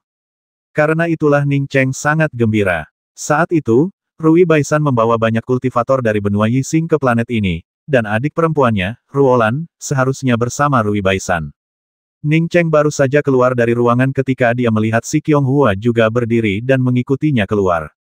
Ning Cheng segera berhenti, mengangkat tangannya dan menggenggam tangan Si Qiong-hua dengan penuh sukacita, berkata, "Qiong-hua, kamu sudah lebih baik sekarang." Si Qiong-hua tetap diam, tidak menarik tangannya atau berbicara. Ning Cheng langsung mengerti Si Qiong-hua memang jauh lebih baik, tetapi gerakannya masih di alam bawah sadar. Karena mereka telah menghabiskan begitu banyak waktu bersama, ketika dia berdiri, Si Qiong-hua juga berdiri. "Qiong-hua, aku pasti akan membantumu sembuh." Ning Cheng menggenggam tangan Si Qiong-hua dan berkata dengan tegas. Apapun yang terjadi, dia akan membantu Si Qiong-hua sembuh. Si Qiong-hua menatap kosong ke arah Ning Cheng. Ekspresinya tetap tenang dan tak tergoyahkan. Ning Cheng mendesah dalam hati. Ia menarik Si Qiong-hua mendekat dan berkata lembut, "Jangan terlalu jauh dariku lagi."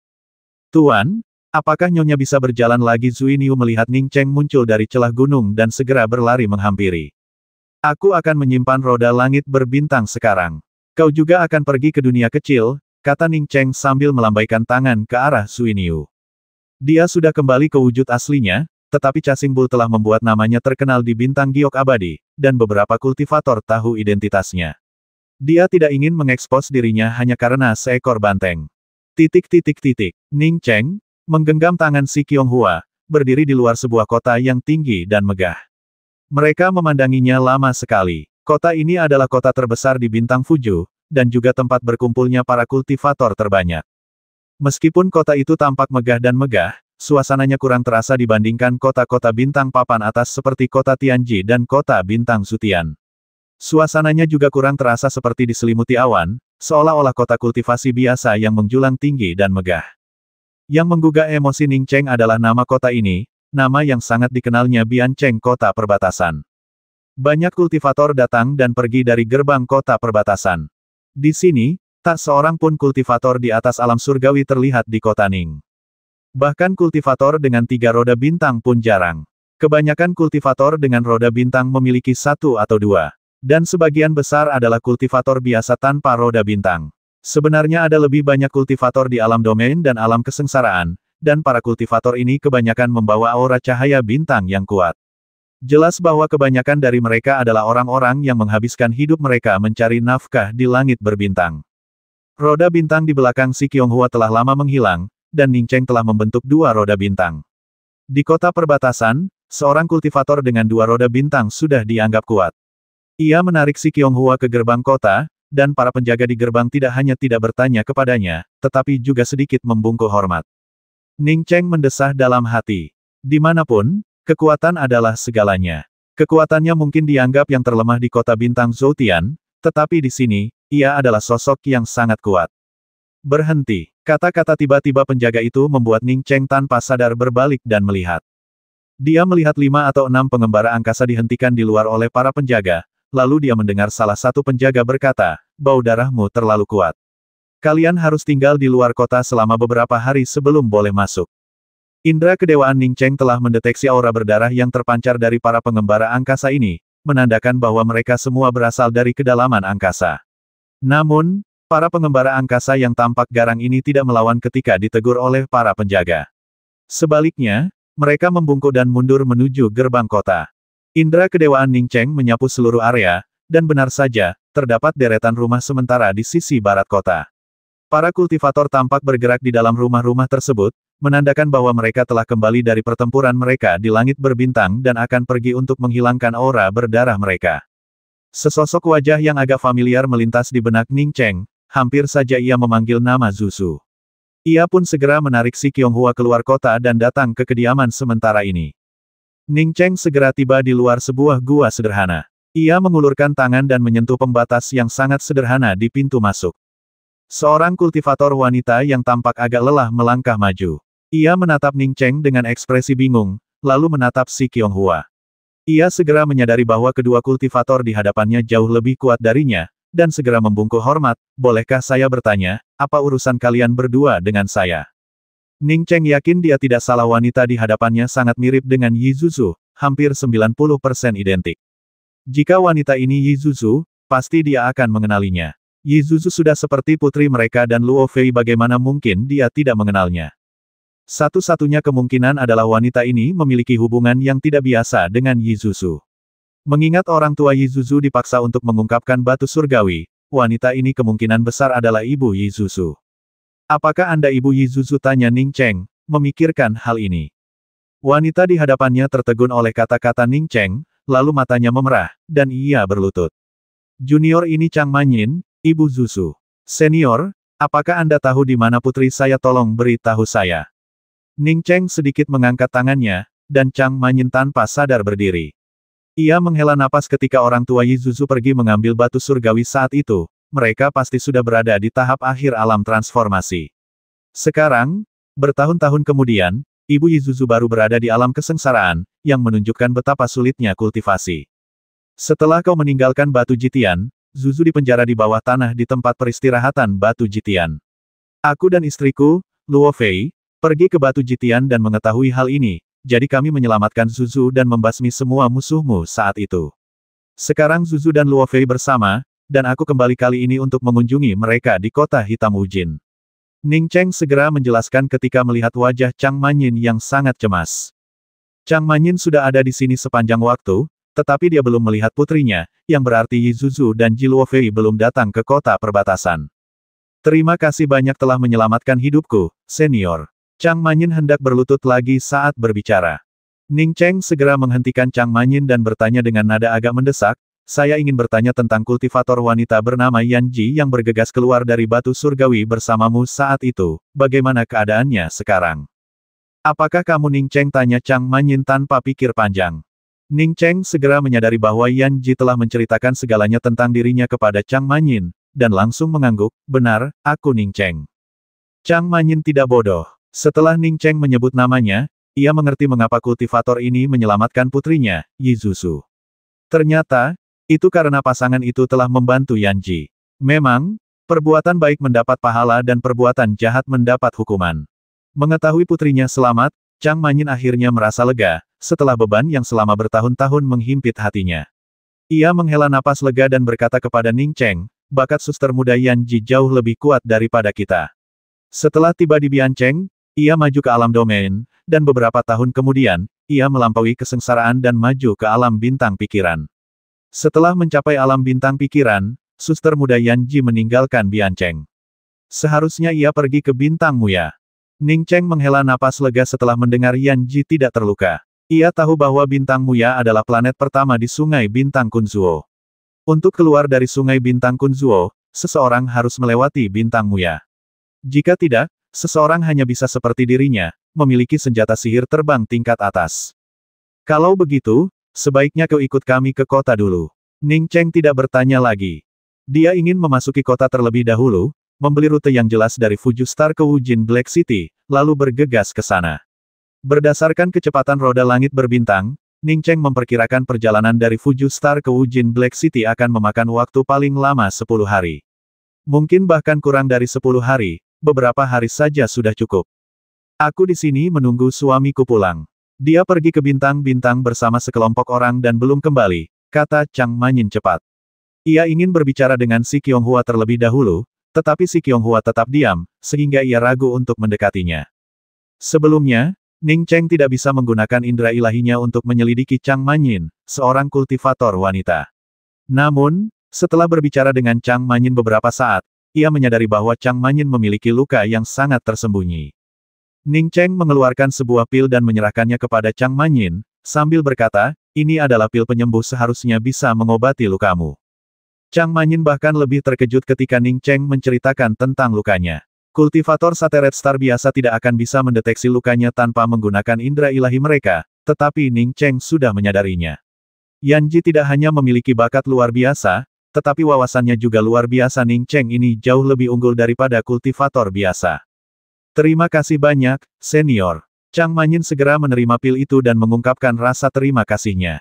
Ning Cheng hendak mengatakan untuk tidak memanggilnya senior ketika dia melihat Chang Manyin bergegas keluar seperti kilat, bahkan tidak sempat meminum pilnya. Ning Cheng kemudian melihat dirinya menopang seorang pria parubaya yang berlumuran darah. Pria itu bernapas dengan sangat tidak teratur, jelas terluka parah. Kakak Jin, ada apa, tanya Chang Manyin cemas sambil menyuapi pria parubaya itu sebuah pil. Begitu pil itu masuk ke mulutnya, pria parubaya itu menatap Chang Manyin dengan kaget. Manyin, pil apa ini? Lumayan, kau bahkan punya pil bintang level 3. Beraninya kau bilang tidak meminumnya. Saat suara itu berakhir, seorang kultivator lain mendarat di samping Chang Manyin dan pria parubaya itu. Song Tong, kau melukai suamiku lagi kali ini, kan aku dan suamiku sudah berkali-kali bilang kalau kami belum pernah melihat benda-benda yang kau sebutkan. Kenapa kau terus menolak kami? Suara Chang Manyin menjadi serak karena gelisah. Pria parubaya itu segera menghentikan Chang Manyin dan berkata, Manyin, ini tidak ada hubungannya dengan dia. Saya diserang oleh orang lain, bukan dia. Pria bernama Song Tong mencibir, sepertinya aku terlalu baik. Kau jelas punya pil bintang level 3, tapi kau berbohong padaku dan mengaku tidak meminumnya. Kalau kau tidak menyerahkan bagianku, aku terpaksa melaporkannya kepada pelayan Miao. Kalau begitu, Yi Jin tidak hanya akan terluka, bahkan jika aku ingin melindungi kalian berdua, aku tidak akan berdaya. Jangan bilang kau mampu membeli pil bintang level 3, dan jangan bilang ada yang memberikannya padamu. Kalau kau memang mampu, kenapa kau tidak meminta seseorang untuk memberiku pil bintang level 3 juga? Menurut Song Tong, kecuali orang itu tidak stabil secara mental, bagaimana mungkin mereka bisa memberikan pil bintang level 3 begitu saja? Berapa harga pil bintang level 3? Belum lagi Anda tidak bisa membelinya di kota perbatasan, bahkan jika pil bintang level 3 sesekali muncul di pelelangan, harganya pasti sangat mahal. Kekhawatirannya adalah Yi Jin mungkin memiliki pil lain selain pil bintang level 3. Begitu Yi Jin memiliki sumber daya kultivasi yang cukup, ia bisa dengan cepat menjadi kultivator bintang pikiran seperti dirinya, dan ia sama sekali tidak bisa membiarkan Yi Jin naik ke level bintang pikiran. Tentu saja, pil bintang level 3 sangat mahal, tetapi itu hanya berlaku untuk kultivator biasa seperti Song Tong. Bagi Ning Cheng, pil bintang level 3 praktis tidak berharga. Aku punya banyak pil, tapi kenapa harus kuberikan padamu? Kau pikir kau siapa? Suara Ning Cheng yang tiba-tiba menyela cibiran Song Tong. Siapa kamu? Setelah menanyakan pertanyaan ini, Song Tong terkejut menyadari bahwa dia sama sekali tidak memperhatikan Ning Cheng. Secara logika, seharusnya dia sudah memperhatikan dua roda bintang redup di belakang Ning Cheng sejak lama. Ia kemudian memperhatikan gadis yang sedang digandeng Ning Cheng, dan semakin terkesima oleh kecantikannya yang begitu tenang. Bahkan setelah bertahun-tahun di kota perbatasan, ia jarang melihat wanita yang lebih cantik dan tenang daripada Ning Cheng. Gadis ini jelas tidak sederhana, itulah yang pertama terlintas di benak Song Tong. Ia kemudian teringat pada pelayan Miao. Mungkin ia bisa semakin memikat hati pelayan Miao. Ning Cheng telah membuka cadar dari wajah si Qianghua. Ia tidak akan membiarkan si Qianghua menjadi orang suci di masa depan, dan ia tidak perlu lagi mengenakan cadar. Ning Cheng sama sekali tidak menghiraukan Song Tong. Ia mengangkat tangannya dan mengambil pil penyembuh lain, lalu menyerahkannya kepada Chang Manyin, sambil berkata, sembuhkan lukamu dulu. Apa kau baru saja memberiku pil itu? Song Tong akhirnya mengerti. Seseorang benar-benar murah hati, dengan santai menawarkan pil bintang level 3 untuk menyembuhkan seseorang. Dan pil itu tampaknya berkualitas sangat tinggi. Ning Cheng melirik Song Tong dengan acuh tak acuh, dan Song Tong merasakan hawa dingin menjalar di tulang punggungnya, hatinya dipenuhi keterkejutan. Dia sudah berada di level kultivasi bintang pikiran, sementara pihak lain paling tinggi di level kultivasi bintang hancur, jadi mengapa dia memiliki tekanan yang begitu besar? Benar, pil yang kuberikan padamu tadi itu dariku. Apa kau berharap aku mengakuimu hanya karena aku memberikan pil itu kepada temanku, kata Ning Cheng tanpa tergesa-gesa. Song Tong kembali tenang dan mulai menghitung dalam benaknya. Tingkat kultivasi bintangnya memang tidak sebanding dengan kultivator bintang hancur ini, namun kultivator bintang hancur ini memiliki begitu banyak pil bintang level 3. Terlebih lagi, pihak lain telah mengambil pil bintang level 3 begitu saja, menunjukkan bahwa ia adalah seorang kultivator yang sangat kaya. Mungkin ia memiliki barang-barang yang lebih berharga daripada pil bintang level 3. Song Tong tidak bisa berbuat apa-apa padanya, tetapi ada orang lain yang tidak menganggap serius seorang kultivator bintang hancur. Haha, Song Tong tertawa terbahak-bahak, lalu tiba-tiba berkata kepada Chang Manyin, selamat telah menemukan pendukung yang baik. Sampai jumpa lagi. Setelah mengatakan itu, Song Tong berbalik dan bergegas menuju gerbang kota perbatasan. Setelah menjelajahi langit berbintang selama bertahun-tahun, Ning Cheng tahu persis apa yang diinginkan Song Tong hanya dengan menatap matanya. Namun, ia sama sekali tidak menganggapnya serius. Jika seorang kultivator yang mampu membasmi seorang ahli alam jembatan bintang secara instan datang ke kota perbatasan dan masih bersembunyi, maka semua sumber daya kultivasi yang telah ia sia-siakan dan semua kesulitan yang telah ia tanggung selama bertahun-tahun akan sia-sia. Kakak Jin, senior ini Ning Cheng, Yan Ji. Chang Manyin tidak tahu hubungan Ning Cheng dengan Yan Ji, dan karena Ning Cheng sedang menggandeng tangan seorang wanita yang sangat cantik, ia tidak banyak bicara. Nada suaranya sedikit terbata-bata sebelum melanjutkan, senior Ning lah yang menyelamatkan putri kami, Zuzu. Sekarang Zuzu tinggal bersama istri senior Ning, Ji Luofei. Ning Cheng tersenyum dan mengangguk, ya, Zuzu dan Luofei sedang bersama, jadi kamu tidak perlu khawatir. Aku kembali kali ini untuk mengunjungi mereka di kota hitam Wujin. Kalau kamu mau pergi, ikut saja denganku. Mendengar bahwa putrinya telah diselamatkan oleh Ning Cheng dan mereka bisa pergi menemuinya bersama, Yi Jin sama gembiranya dengan Chang Manyin, dan langsung berlutut sambil berkata, Yi Jin berterima kasih kepada senior Ning atas kebaikannya yang luar biasa. Ning Cheng memberikan obat kepada pasangan itu untuk menyembuhkan luka mereka, dan mereka sangat berterima kasih. Namun, betapapun berterima kasihnya mereka, itu tidak sebanding dengan kebaikan hati Ning Cheng yang telah menyelamatkan putri mereka. Ning Cheng meminta Yi Jin berdiri dan berkata, kalian teman Yan Ji, dan aku juga teman Yan Ji. Mulai sekarang, kita semua bisa saling memanggil teman. Panggil saja aku Ning Cheng.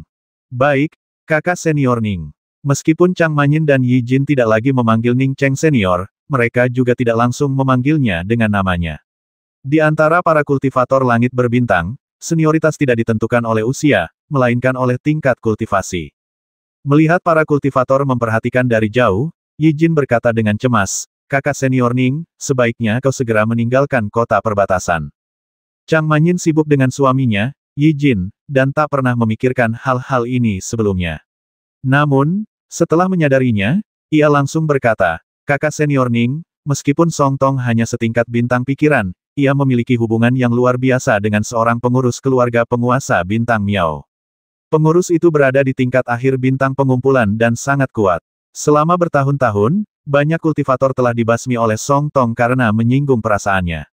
Bagaimana mereka berdua bisa menyinggung Song Tong, tanya Ning Cheng. Yi Jin berkata dengan nada agak marah, saat pertama kali tiba di kota perbatasan, Song Tong sama seperti kami, seorang kultivator nakal yang baru saja tiba. Kami bekerja sama untuk berpetualang di langit berbintang dan mencari sumber daya kultivasi. Suatu kali, kami menemukan gua seorang kultivator alam jembatan bintang yang tumbang dan mendapatkan sejumlah besar sumber daya kultivasi di dalamnya. Karena tingkat kultivasi Song Tong lebih tinggi daripada kita, dan dialah yang bertanggung jawab, dialah yang memonopoli sebagian besar sumber daya kultivasi. Di antara sumber daya ini terdapat sebuah kapal luar angkasa, yang diambil Song Tong dan kemudian diberikan kepada pengurus keluarga Miao. Ning Cheng bertanya lagi, tadi Song Tong bilang kau mengambil sesuatu. Apa maksudnya gua ini, atau tempat lain? Yi Jin mengepalkan tinjunya dan berkata, dia sedang membicarakan masa itu. Harta rampasan perang dibagi dengan sangat jelas saat itu. Aku dan istriku hanya mendapat kurang dari 20%, sementara dia mendapat 70% sendiri. Sisanya yang 10% diambil oleh rekan lainnya, rekan Taois Song Tong. Selama bertahun-tahun, setelah dia maju ke alam bintang, dia sering membuat masalah bagi kami. Jika kami punya kesempatan, kami pasti sudah meninggalkan kota perbatasan sejak lama. Namun, Manyin masih terluka parah, dan aku baru saja maju ke alam domain. Jika kami gegabah memasuki langit berbintang, akan sulit untuk menyelamatkan nyawa kami. Karena semuanya sudah jelas, dan dia tahu kau tidak menyembunyikan apapun, kenapa dia terus-terusan merepotkanmu lagi pula? Kalian dulu satu tim, kan, tanya Ning Cheng bingung. Perselisihan dan rencana jahat di antara para kultivator di langit berbintang semuanya didorong oleh kepentingan pribadi. Tanpa keuntungan, tak seorang pun akan saling menyerang atau bersekongkol tanpa alasan. Memiliki lebih banyak musuh pada akhirnya bukanlah hal yang baik. Chang Manyin, yang berdiri di sampingnya, berkata dengan suara serak, karena dia takut aku dan istriku akan mengungkap rahasianya yang memalukan. Hal memalukan apa, tanya Ning Cheng. Awalnya, tim kami berempat, termasuk seorang kultivator wanita yang sangat cantik bernama Zhang Lianrong. Karena Jin Ge dan saya saling membantu, kultivator wanita itu kemudian menjadi rekan Taois Song Tong. Setelah kami menemukan gua alam jembatan bintang, Song Tong mendapatkan kapal perang Sungai Bintang. Namun, ia tidak menyimpan kapal perang Sungai Bintang itu, ia malah memberikannya kepada Miao Wuqian, pengurus keluarga Miao, jelas Chang Manyin. Ning Cheng mengangguk. Song Tong ini cukup cerdik. Kapal perang Star River memang sangat penting bagi Song Tong, tetapi dengan tingkat kultivasinya, akan sulit baginya untuk mempertahankannya. Memberikannya kepada Miao Wuqian untuk mencari penyumbang menunjukkan sedikit kelicikan. Chang Manyin menghela napas dan melanjutkan dengan sedikit penyesalan, aku tak pernah menyangka Miao Wuqian begitu bejat. Sekilas ia menyukai Zhang Lianrong di samping Song Tong, lalu terang-terangan meminta kultivator perempuan ini kepada Song Tong. Yang tak kami duga adalah Song Tong akan memberikan rekan Taoisnya, Zhang Lianrong, kepada Miao Wuqian tanpa ragu. Belakangan, ia memang mendapatkan apa yang dibutuhkannya. Ia tidak hanya menemukan pendukung yang kuat, tetapi ia juga tidak perlu lagi menjelajah bintang-bintang untuk mencari sumber daya kultivasi. Awalnya, tingkat kultivasinya hanya sedikit lebih tinggi daripada Jin Ge, tetapi sekarang ia telah mencapai tingkat bintang pikiran, sementara kita masih jauh dari mencapai tingkat itu. Sungguh disayangkan Zhang Lianrong, yang akhirnya jatuh cinta pada makhluk seperti itu. Yi Jin melanjutkan, karena sangat sedikit orang yang tahu tentang ini, kebetulan suamiku dan aku juga tahu. Jadi Song Tong mencoba segala cara untuk membasmi kami. Kepulanganku kali ini karena dia menyuruh seseorang membasmiku. Tapi aku berhasil melarikan diri. Dia melihat bahwa aku telah memperoleh sumber daya kultivasi dan takut aku akan naik ke tingkat bintang pikiran, jadi dia semakin gencar merencanakan sesuatu untuk mencelakai suamiku dan aku. Manyin hanya bisa hidup di antara orang-orang dan tidak berani pergi. Ning Cheng kemudian menyadari bahwa Yi Jin dan istrinya juga menjalani kehidupan yang sulit. Meskipun tahu Song Tong telah menyewa seseorang untuk membasminya, ia hanya bisa berkata di hadapan Song Tong bahwa bukan pihak lain yang melakukannya. Aku akan pergi ke kota hitam tanpa akar kali ini. Kalau tidak ada yang harus kau lakukan, ikut saja denganku, kata Ning Cheng. Yi Jin dan Chang Manyin adalah orang tua Yi Zuzu, jadi dia harus membantu mereka apapun yang terjadi.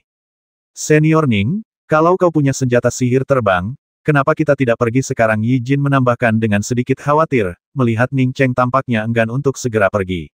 Sambil berbicara, ia melirik gerbang kota di kejauhan. Ning Cheng tersenyum tipis, kamu tidak perlu melihat, dia sudah ada di sini, dan dia tidak datang sendirian. Yi Jin dan Chang Manyin kemudian menyadari bahwa Song Tong dan seorang kultivator wanita sedang berjalan ke arah mereka. Apa yang harus kita lakukan? Chang Manyin dan Yi Jin bertukar pandang. Di mata mereka, tingkat kultivasi Ning Cheng sudah sangat tinggi. Namun, seorang kultivator bintang hancur saja tidak sebanding dengan pelayan Miao. Ning Cheng tiba-tiba bertanya pada Yi Jin, apakah kamu punya peta bintang terperinci kota hitam tanpa akar? Tidak, Yi Jin menggelengkan kepalanya. Tingkat kultivasi mereka masih terlalu rendah. Alasan mereka bisa mencapai kota perbatasan adalah karena mereka bertemu dengan sebuah pesawat ruang angkasa yang melayang di kehampaan di sepanjang jalan. Peta bintang ini dikendalikan oleh beberapa serikat pedagang dan armada besar para kultivator biasa bahkan tidak bisa bermimpi untuk memilikinya. Saat itu, Song Tong telah tiba di depan Ning Cheng dan yang lainnya. Ia melirik Yi Jin, senyum dingin tersungging di bibirnya, lalu menangkupkan tangannya memberi hormat kepada Ning Cheng. Teman, kau mungkin sudah tahu namaku Song Tong. Keluar, kata Ning Cheng tanpa basa-basi. Saat raut wajah Song Tong berubah drastis, Ning Cheng berkata dengan nada lebih meremehkan, aku tidak tertarik mengenal sampah yang mengkhianati rekan Taoisnya untuk tidur dengan orang lain. Enyahlah dari hadapanku sekarang juga, atau tahun depan hari ini akan menjadi peringatan 1 tahun kematianmu. Wajah Song Tong langsung pucat pasi. Ia tak menyangka Ning Cheng akan begitu belak-belakan, mengatakan di depan umum hal yang paling tidak ingin ia bicarakan. Mendengar kata-kata Ning Cheng, beberapa orang yang berada di kejauhan langsung memusatkan perhatian pada Song Tong. Banyak yang mengenali Song Tong dan tahu ia memiliki rekan Taois, Zhang Lianrong. Namun, Zhang Lianrong telah menghilang secara misterius, membuat banyak orang percaya bahwa ia telah lenyap di langit berbintang. Kini mereka menyadari bahwa Song Tong telah memberikan rekan Taoisnya kepada orang lain. Tak heran jika kultivasinya meningkat pesat dalam beberapa tahun terakhir, inilah salah satu alasan di balik semua ini. Song Tong langsung mendengus dingin. Dia tidak bisa berbuat apa-apa pada Ning Cheng, tapi seseorang akan membelanya. Sebelum Song Tong sempat menyelesaikan dengusan dinginnya dan berbicara, Ning Cheng tiba-tiba mengangkat tangannya dan menamparkan wajahnya 2 kali. Song Tong tidak pernah menyangka Ning Cheng akan tiba-tiba bergerak. Kalaupun tiba-tiba bergerak, ia tidak akan bisa menghindari 2 tamparan Ning Cheng. Dengan 2 tamparan keras, Song Tong terpental oleh 2 tamparan Ning Cheng, meninggalkan 2 goresan berdarah di udara. Kemudian Song Tong menggambar busur di udara dan jatuh ke tanah dengan bunyi gedebuk seperti guk-guk mati. Yang bisa dilihat semua orang hanyalah Song Tong yang tengah berjuang di tanah sambil berusaha bangun, tetapi dia tidak bisa bangun, tidak peduli seberapa keras dia mencoba. Tatapan para kultivator di sekitarnya langsung berubah ke arah Ning Cheng. Bagaimanapun, Song Tong adalah seorang kultivator tingkat manifestasi bintang, praktis tak terkalahkan di area ini. Siapa di sini yang berani menentang Song Tong? Siapa yang berani menentang kehendak Song Tong? Tapi sekarang, Song Tong telah ditampar ke tanah 2 kali oleh kultivator ini dan bahkan tidak bisa bangun. Bahkan seorang kultivator jiwa baru lahir pun dapat melihat bahwa kultivasi Song Tong telah dilumpuhkan oleh kultivator sebelumnya. Mengingat orang-orang yang telah disinggung Song Tong di sini, begitu ia kehilangan kultivasinya, sudah pasti ia tidak akan pernah melihat cahaya matahari lagi. Song Tong memang antek Stuart Miao, tetapi itu karena ia masih bisa berjalan. Jika ia tidak bisa berjalan lagi, ia bahkan tidak akan dianggap guk-guk, dan Stuart Miao tidak akan pernah memelihara sampah tak berguna seperti itu. Kultivator wanita cantik yang datang bersama Song Tong juga menunjukkan ekspresi terkejut. Ia juga berada di tingkat kultivasi bintang pikiran. Jika kultivator ini bisa menamparkan Song Tong dengan 1 tangan, itu berarti ia bisa menamparnya dengan kemampuan yang sama. Sebelum ia sempat bicara, tatapan Ning Cheng tertuju pada kultivator perempuan itu. Apa kau bersekongkol dengan orang menyebalkan tadi? Kultivator wanita cantik itu segera melambaikan tangannya. Bukan, saya dari Persekutuan Pedagang Kota Perbatasan. Persekutuan Pedagang Kota Perbatasan sedang mengadakan acara pertukaran barang untuk para kultivator. Ketika Song Tong pergi melapor kepada manajer Miao tadi, manajer Miao dan beberapa tamu lain di acara pertukaran itu mengundang teman-teman mereka untuk pergi bersama. Jadi saya di sini untuk menyampaikan pesan. Jika teman saya tidak mau pergi, saya akan kembali dan membalasnya. Bagaimana mungkin Ning Cheng tidak tahu cerita di balik ini? Pasti ada yang mendengar Song Tong melaporkan kepada Miao Wuqian bahwa ia memiliki pil bintang level 3. Atau mungkin Miao Wuqian, yang menginginkan bagian dari keuntungan, menyuruhnya mengirimkan pil tersebut. Jika ia menolak, setelah kultivator perempuan itu kembali dan melaporkannya, seseorang akan segera datang untuk menegurnya karena tidak tahu berterima kasih. Tidak perlu. Ning Cheng menolak dengan tegas, bukan karena ia takut dengan pertemuan pertukaran kultivator ini. Dengan tingkat kultivasinya saat ini, menghadiri pertemuan pertukaran kultivator tingkat rendah seperti itu sama sekali tidak ada gunanya. Ya, maaf mengganggumu, sahabatku. Kultivator wanita itu segera membungkuk dan berbalik untuk pergi. Sedangkan Song Tong, yang terduduk lemas di samping, bahkan tidak meliriknya. Tunggu, Ning Cheng tiba-tiba memanggil kultivator wanita cantik itu. Jantung wanita cantik itu berdebar kencang. Ia segera berhenti, berbalik, dan dengan hormat membalas sapaannya, bolehkah saya bertanya apakah ada hal lain yang Anda butuhkan, teman? Ning Cheng baru saja menamparkan Song Tong 2 kali, bahkan melumpuhkan kultivasinya. Jika dia ingin menghadapi seseorang dengan kekuatan seperti itu, dia tidak akan membutuhkan banyak gerakan. Meskipun Song Tong hanya seorang kultivator bintang pikiran yang hampir tidak bisa ditandingi, dia lebih baik dari Song Tong, tetapi tidak jauh berbeda. Bahkan jika seseorang membasmi kultivator luar yang sombong ini setelahnya, tingkat kultivasinya tidak akan pernah pulih. Sama sekali tidak ada yang akan memulihkan tingkat kultivasi kultivator yang tidak berarti seperti itu. Saya ingin membeli peta bintang detail daerah ini, sebaiknya yang menunjukkan tepi semua antarmuka tingkat bawah. Bisakah Anda memberitahu saya toko mana di kota perbatasan yang menjualnya? Mendengar pertanyaan Ning Cheng, kultivator wanita itu menghela napas lega dan menjawab dengan hati-hati, "Teman, mungkin akan sangat sulit untuk membeli peta bintang seperti ini. Peta bintang ini tidak dijual di toko-toko besar manapun. Peta bintang ini dimiliki oleh serikat pedagang besar, dan mereka tidak menjualnya kepada publik." Kultivator perempuan itu tidak menjelaskan mengapa serikat pedagang yang memiliki peta bintang ini tidak menjualnya. Namun, Ning Cheng sudah menduga beberapa alasannya menjual peta bintang ini pasti akan memengaruhi bisnis para pedagang. Ning Cheng langsung mengerutkan kening. Meskipun roda langit berbintangnya berisi peta bintang, peta itu belum lengkap karena belum disempurnakan sepenuhnya. Peta itu hanya menunjukkan beberapa rute utama, dan banyak rute kecil yang terlewat. Jika ia tidak bisa membeli peta bintang ke kota hitam tanpa akar dan harus menjelajah sendiri, ia berisiko salah jalan dan membuang-buang waktu. Dia bertekad untuk mendapatkan peta bintang itu, apapun yang terjadi. Jika semuanya gagal, dia akan mencurinya dari penguasa bintang Fujustar. Dia punya dendam mendalam terhadap Miao Po, dan dia juga akan menghabisi penguasa bintang berdagu runcing itu selagi dia melakukannya. Di mana Miao Po? Ning Cheng langsung bertanya setelah memikirkan hal ini. Miao Po, kultivator wanita itu langsung terkejut. Dia mengenali siapa yang dimaksud Ning Cheng sebagai Miao Po. Bukankah dia penguasa bintang Fujustar? Kultivator asing ini sungguh lancang, tak heran dia melumpuhkan Song Tong tanpa memikirkan konsekuensinya. Beraninya dia begitu lancang bertanya di mana Miao Po? Bukankah dia sedang mencari kematian? Berani sekali seorang kultivator bintang hancur menanyakan keberadaan sang penguasa bintang. Meskipun dalam hati dia membenci Ning Cheng, kultivator wanita itu tetap berbicara dengan hormat, berkata, "Tuan Bintang telah pergi ke Bintang Muya dan belum kembali." Setelah mengatakan itu, dia tidak menunggu Ning Cheng bertanya lebih lanjut dan berkata, "Jika kamu ingin membeli peta bintang semacam ini, ada caranya." "Oh, kau bisa mendapatkannya?" Ning Cheng menatap kultivator wanita itu dengan curiga. Kultivator wanita ini tampaknya tidak berstatus tinggi. Bisakah dia benar-benar membantunya mendapatkan peta bintang? Tingkat kultivasi saya terlalu rendah untuk mendapatkan peta bintang.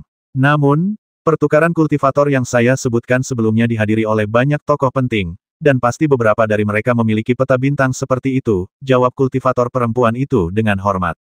Ning Cheng berpikir dalam hati, ya, acara pertukaran kultivator di kota perbatasan itu pasti acara yang sangat bergengsi. Orang-orang yang masuk pasti memiliki status tertentu, dan mereka pasti memiliki peta bintang seperti itu. Memikirkan hal ini, Ning Cheng mengangguk ke arah kultivator perempuan itu, "Pimpin jalan, aku juga ingin melihat pertemuan pertukaran ini." Setelah mengatakan itu, Ning Cheng memanggil Yi Jin dan istrinya, "Kalian berdua tunggu aku di sini. Aku akan ke sini segera setelah aku mendapatkan petanya." Pasangan Yi segera setuju. Dua tamparan Ning Cheng telah melumpuhkan seorang kultivator tingkat bintang, yang sungguh mengejutkan mereka. Secara logika, seorang kultivator bintang hancur seharusnya tidak bisa melumpuhkan seorang kultivator tingkat bintang dengan mudah.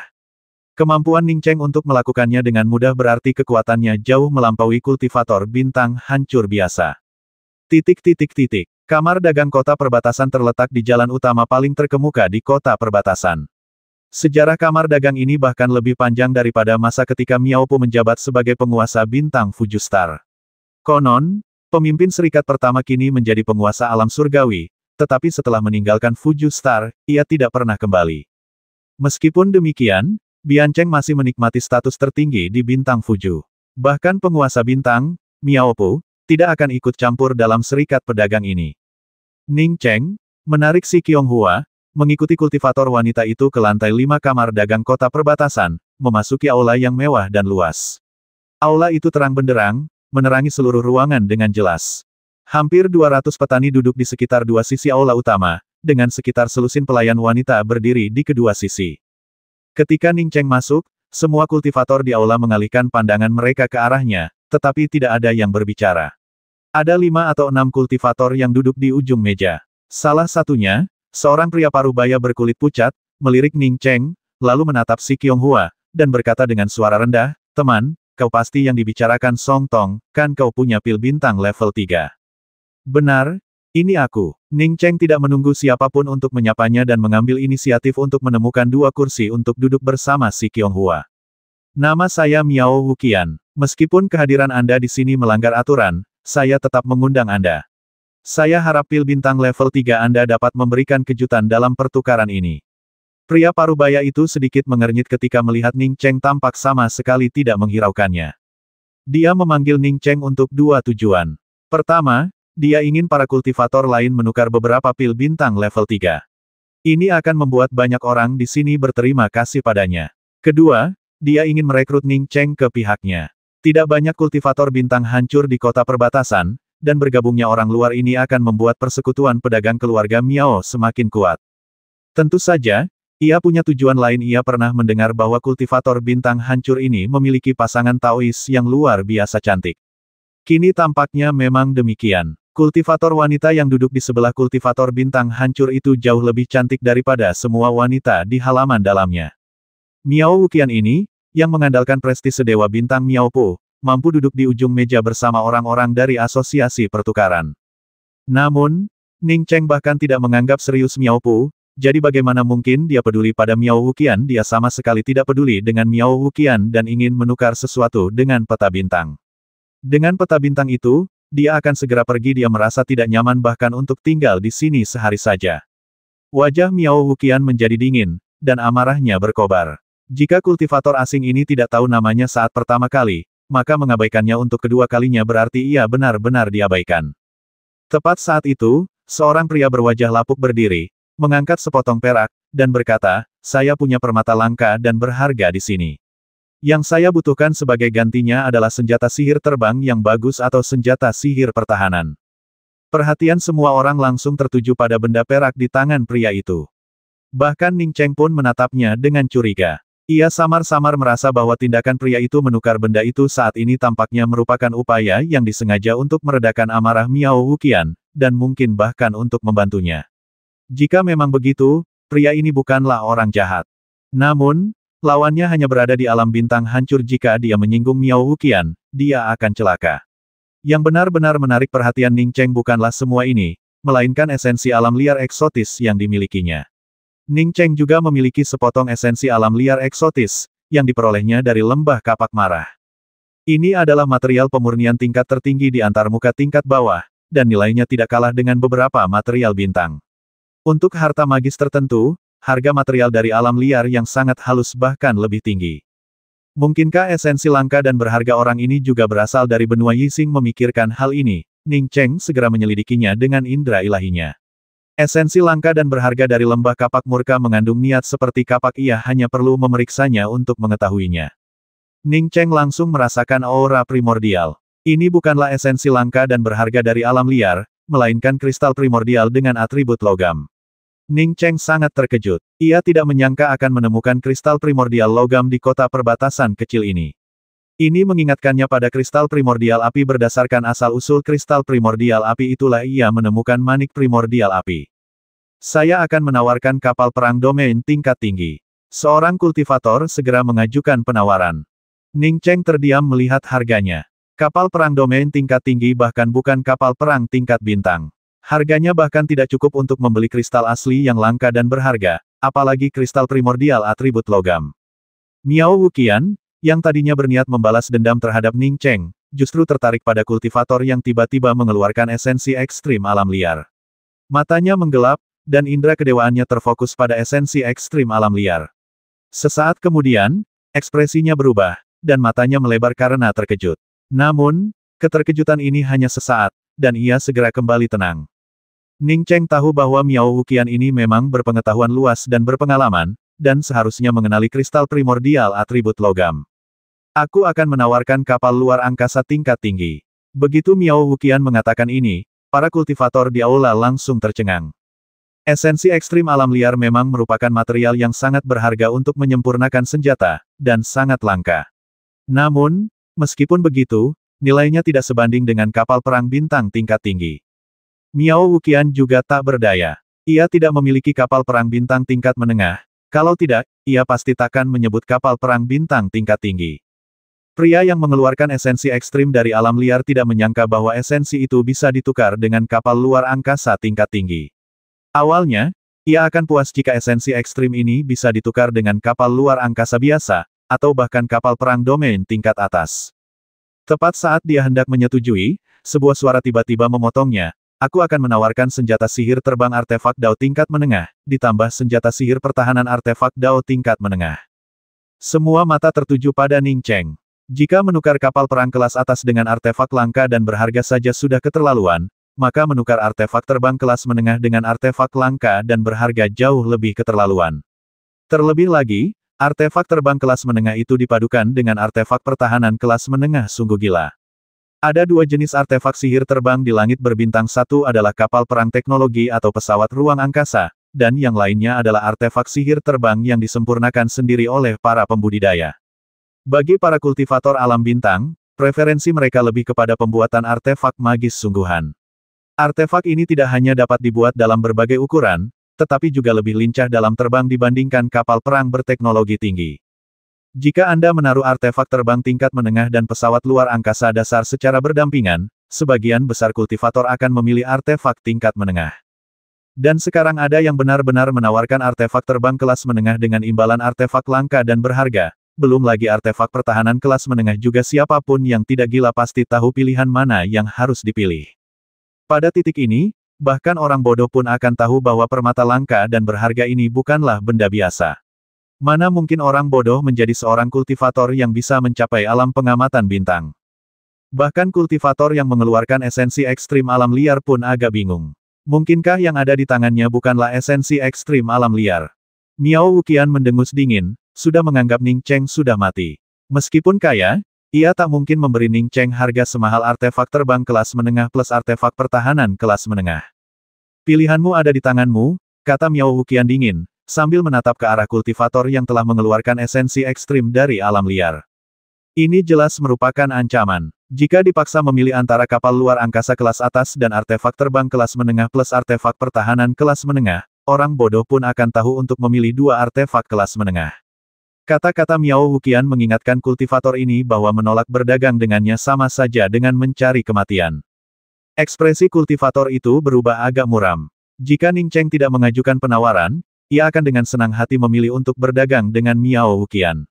Sekarang, tawaran Ning Cheng jauh lebih tinggi daripada Miao Wuqian, dan Miao Wuqian bahkan membiarkannya memilih ancaman ini terlalu terang-terangan. Jika dia tidak memilih Miao Wuqian, bahkan jika dia memperoleh dua artefak Dao tingkat menengah, dia mungkin tidak akan mampu membangun posisinya di kota perbatasan, dan bahkan mungkin kehilangan nyawanya. Haha, Ning Cheng tertawa, aku pernah melihat orang yang tak tahu malu, tapi aku belum pernah melihat sampah yang tak tahu malu sepertimu. Miao Wuqian sangat marah dan tidak tahan melihat Ning Cheng duduk di sana sedetik pun. Ia tiba-tiba berdiri, dan auranya menyebar dengan liar, membuat seluruh aula terasa sangat dingin dan mematikan. Ning Cheng awalnya bermaksud membasmi Miao Wuqian setelah membeli barang tersebut, tetapi karena orang ini sangat ingin mati, sebaiknya ia mengabulkan keinginannya terlebih dahulu. Tepat ketika Ning Cheng hendak berdiri dan menghabisi orang ini, seorang pria berwajah pucat yang duduk di sebelah Miao Wuqian tiba-tiba berdiri sambil tersenyum dan berkata, merupakan suatu kehormatan bagi Kamar Dagang Bianceng kami bahwa semua orang dapat datang untuk berpartisipasi dalam pertemuan pertukaran ini. Hal terpenting bagi Kamar Dagang Bianceng kami adalah menjaga reputasi kami. Tolong beri Long Ziwen sedikit harga diri. Jangan menimbulkan perselisihan di Kamar Dagang kami. Setelah pertemuan pertukaran ini, Anda dapat menyebabkan apapun yang Anda inginkan. Miao Wuqian ragu-ragu sejenak, lalu melirik dingin ke arah Ning Cheng sebelum duduk lagi, menunjukkan bahwa dia masih cukup waspada terhadap Kamar Dagang Kota Perbatasan.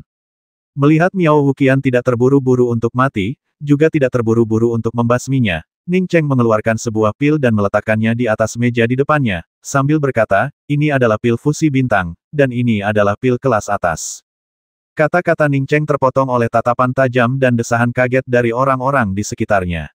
Saat itu, semua kultivator di aula menatap pil di hadapan Ning Cheng dengan mata merah. Beberapa kultivator bahkan berdiri, seolah hendak menyerbu Ning Cheng dan merebutnya. Pil fusi bintang. Kunci untuk menembus alam pengumpulan bintang ke alam jembatan bintang. Siapa yang tidak menginginkan pil seperti ini? Kualitasnya sudah lama diabaikan. Di tempat sekecil ini, siapa yang peduli dengan kualitas terbaik selama ada pil fusi bintang, orang-orang akan tergila-gila. Miao Wuqian menatap pil bintang fusion dengan mata merah yang sama, bersumpah untuk mendapatkannya dengan segala cara.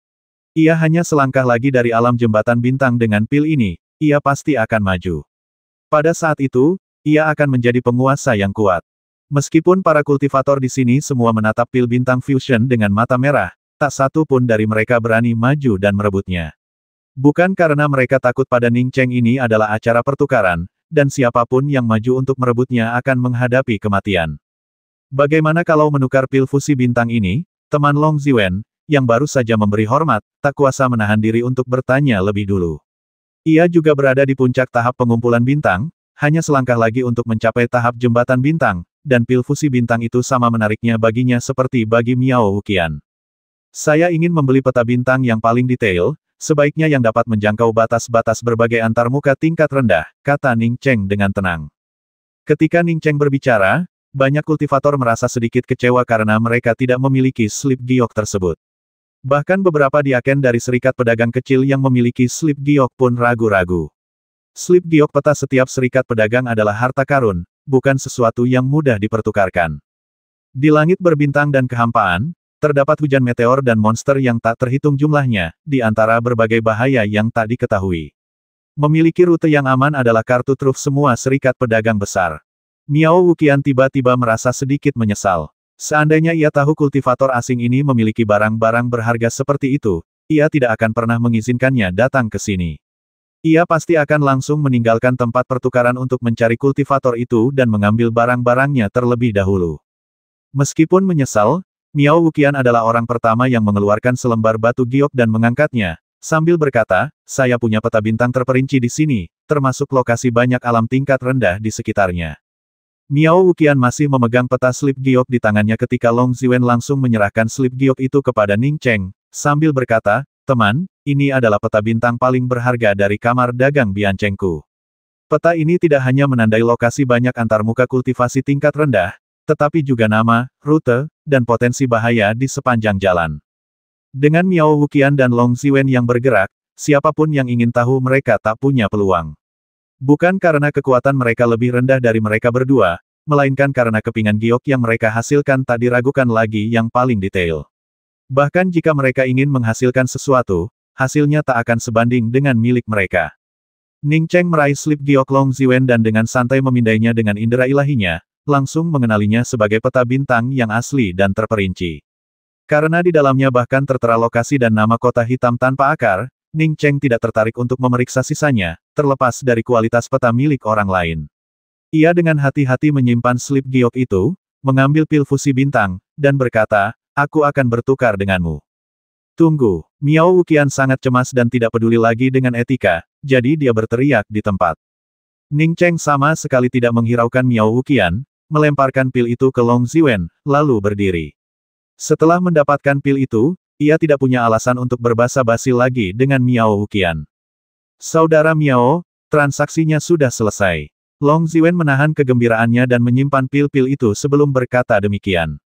Wajah Miao Wuqian memucat. Saat itu, manik komunikasi di tangannya tiba-tiba menyala. Ia melirik manik itu dan langsung berteriak, kaulah yang baru saja membasmi Song Tong. Hari ini, aku, Miao Wuqian, bersumpah di sini dan sekarang bahwa jika aku membiarkanmu keluar dari pintu ini, aku, Miao Wuqian, akan disambar petir. Sambil berbicara, Miao Wuqian menatap Long Ziwen dengan tatapan yang agak mengancam. Kata-kata kasarnya tidak ditujukan kepada kultivator pengguna pil pelebur bintang ini, melainkan lebih kepada Long Ziwen. Long Ziwen terkejut dengan kata-kata Miao Wuqian. Dia tahu betul bahwa Song Tong adalah antek Miao Wuqian. Jika kultivator ini membasmi Song Tong, dia benar-benar tidak akan bisa membelanya. Lagi pula, dia sudah memiliki pil bintang fusion. Jika dia terus menentang Miao Wuqian, itu mungkin akan memancing reaksi keras dari Miao Wuqian. Sumpah serapah Miao Wuqian jelas ditujukan kepadanya. Jika dia mendapatkan pil bintang fusion dan masih menentang Miao Wuqian membasmi kultivator asing ini, maka perkelahian pasti akan terjadi di antara mereka. Memikirkan hal ini, dia tidak melanjutkan pembicaraan tentang bagaimana ini adalah persekutuan pedagang kota perbatasan, tetapi memilih untuk tetap diam. Ning Cheng berkata dengan tenang, kau benar, aku melumpuhkan Song Tong. Awalnya aku ingin membasmi Miao Pu, tapi sayangnya, orang itu sangat beruntung dia tidak berada di bintang Fuju dan lolos dengan selamat. Jadi, aku hanya bisa membasmi beberapa anak nakal untuk melampiaskan amarahku. Sebelum dia selesai berbicara, aura kuat Ning Cheng menyapu. Meskipun dia hanya menargetkan Miao Wuqian, para kultivator di kedua sisi merasakan tekanan yang kuat. Bahkan Long Ziwen, yang berdiri di samping Miao Wuqian, merasa sesak napas. Pada saat ini, hampir semua orang berubah drastis. Awalnya semua orang mengira Ning Cheng akan hancur. Namun kini, tak seorang pun berani berpikir seperti itu lagi. Semua orang mengerahkan esensi bintang mereka untuk mencoba meredakan atmosfer yang menindas. Ini jelas merupakan penindasan dahsyat yang didasarkan pada kekuatan hanya mereka yang jauh lebih kuat dari mereka yang mampu melepaskan tekanan mengerikan seperti itu. Miao Wuqian, yang pertama kali terkena, menjadi pucat dan memuntahkan seteguk darah. Sebelum ia sempat berbicara, sebuah tangan besar yang terbuat dari saripati bintang murni menyelimuti Miao Wuqian, lalu mencengkeram lehernya dan mengangkatnya. Saat ini, para kultivator yang masih berencana untuk menyergap Ning Cheng setelah dia pergi, dan bersiap untuk merampas sisa harta miliknya, gemetar ketakutan. Mampu mengangkat Miao Wuqian dengan tangan esensi bintang tingkat kultivasi apa itu dibutuhkan tidak hanya domain yang kuat dan dukungan esensi bintang yang kuat, tetapi juga aura kultivasi yang luar biasa untuk menekannya. Beberapa kultivator bahkan menganggap Ning Cheng sebagai ahli alam surgawi. Merampok kultivator seperti itu benar-benar seperti mencari kematian. Pada saat itu, tak seorang pun berani mengucapkan sepatah kata pun. Mereka semua takut jika mereka membuat Ning Cheng marah, merekalah yang akan terseret selanjutnya. Senior, Miao Wuqian diangkat oleh tangan Yuan Bintang Ning Cheng, sudah ketakutan setengah mati. Saat ini, ia berharap bisa menamparkan dirinya sendiri beberapa kali. Orang ini bisa begitu arogan mengeluarkan pil fusi bintang dan mengabaikannya begitu saja, Miao Wuqian. Bagaimana mungkin ia orang yang sederhana ia selalu bersikap arogan di kota perbatasan. Ia bahkan tidak pernah memikirkan hal ini. Kamu baru saja mengatakan bahwa jika aku keluar dari gerbang ini, kamu akan tersambar petir. Ning Cheng bertanya kepada Miao Wuqian dengan tenang. Miao Wuqian memohon dengan memelas, Senior, tolong ampuni nyawaku. Aku buta dan bicara omong kosong. Ning Cheng tersenyum tipis, kamu tidak bicara omong kosong. Saat mereka berbicara, beberapa busur petir tiba-tiba muncul dari udara tipis dan mendarat di kepala Miao Wuqian. Bum bum bum. Di bawah sambaran beberapa busur petir, jiwa dan tubuh Miao Wuqian hancur total, bahkan mayatnya berubah menjadi tumpukan kayu bakar hitam. Aula itu benar-benar sunyi bahkan napas pun tertahan. Siapa yang berani bicara di saat seperti ini? Semua orang memikirkan busur petir tadi. Miao Wuqian baru saja bilang dia tersambar petir, dan sekarang dia tersambar petir. Pembalasan datang terlalu cepat. Dengan kemampuan sekuat itu, tak seorang pun akan meragukan bahwa kultivator ini mampu membasmi Mupu, penguasa bintang-bintang Fuju. Mupu hanyalah seorang kultivator alam abadi, paling-paling hanya memiliki tingkat kekuatan yang setara dengan kultivator ini.